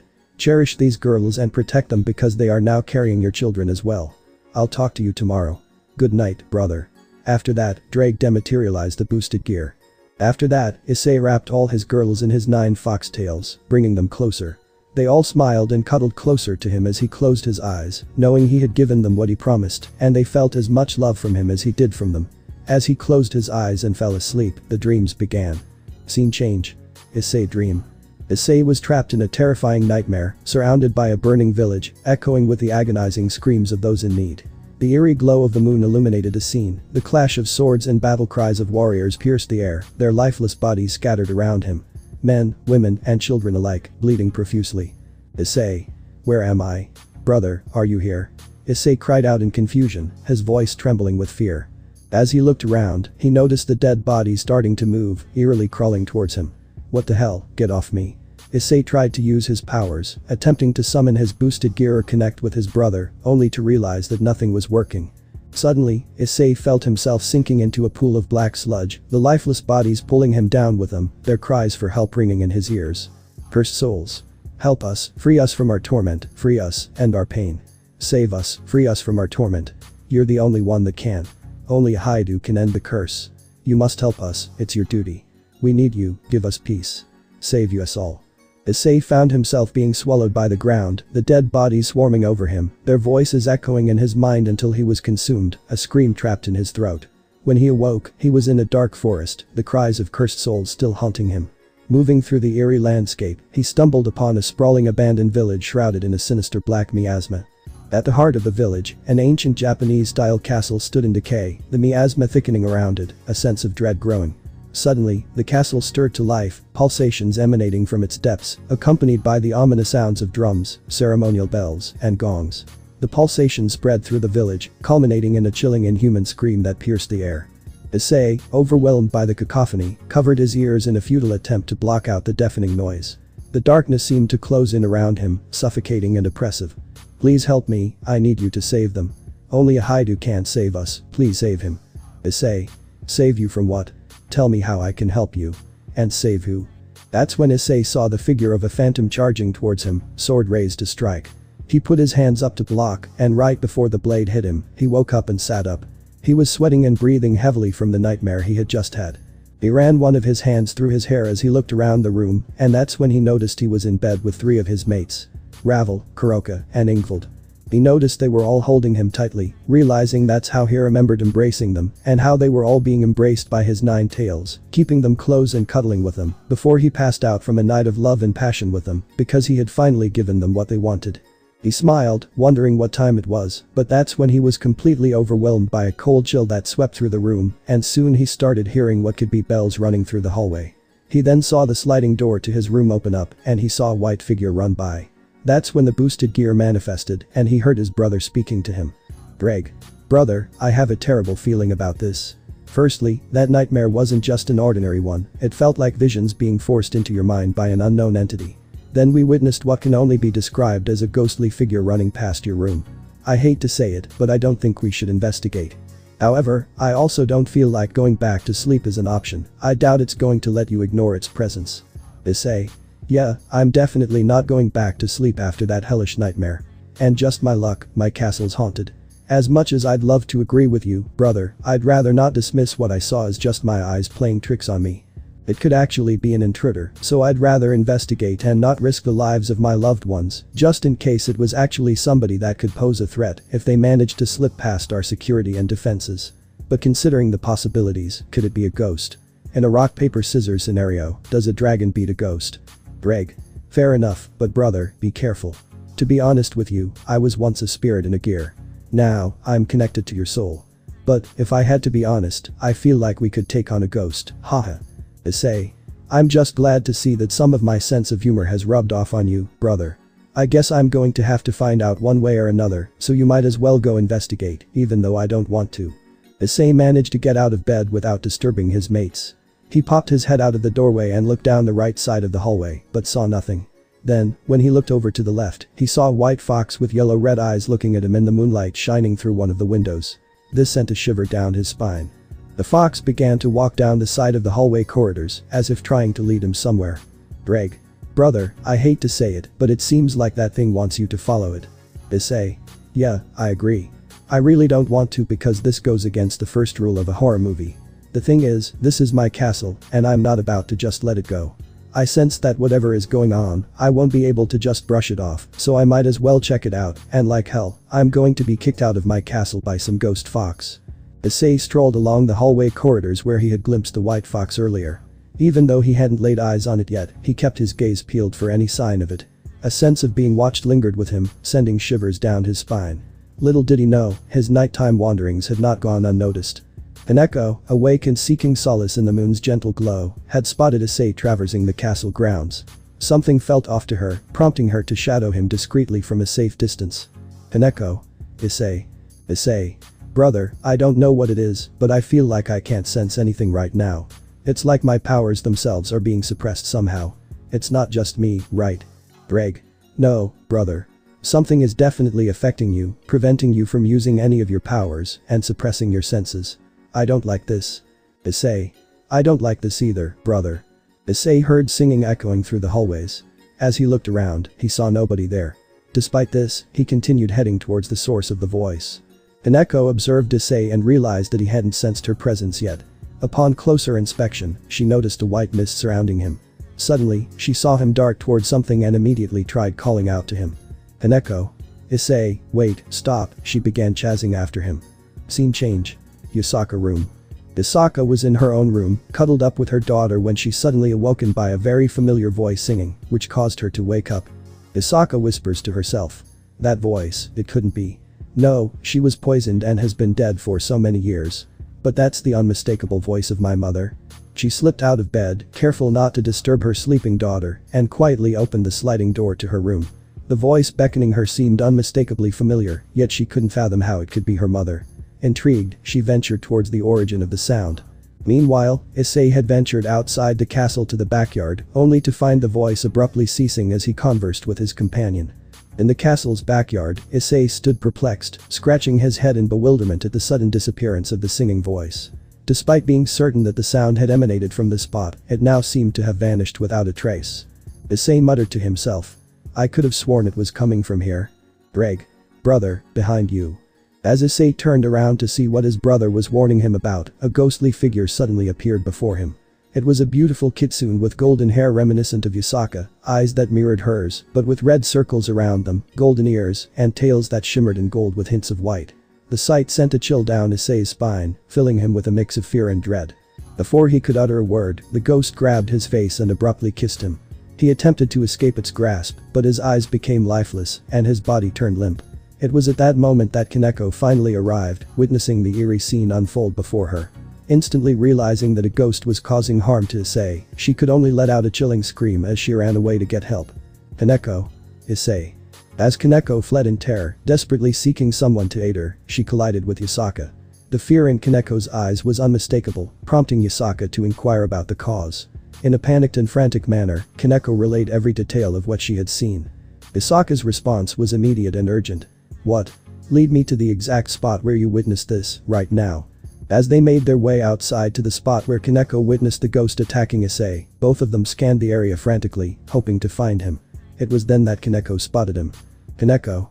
Lady Yasaka, look over there by the tree lines.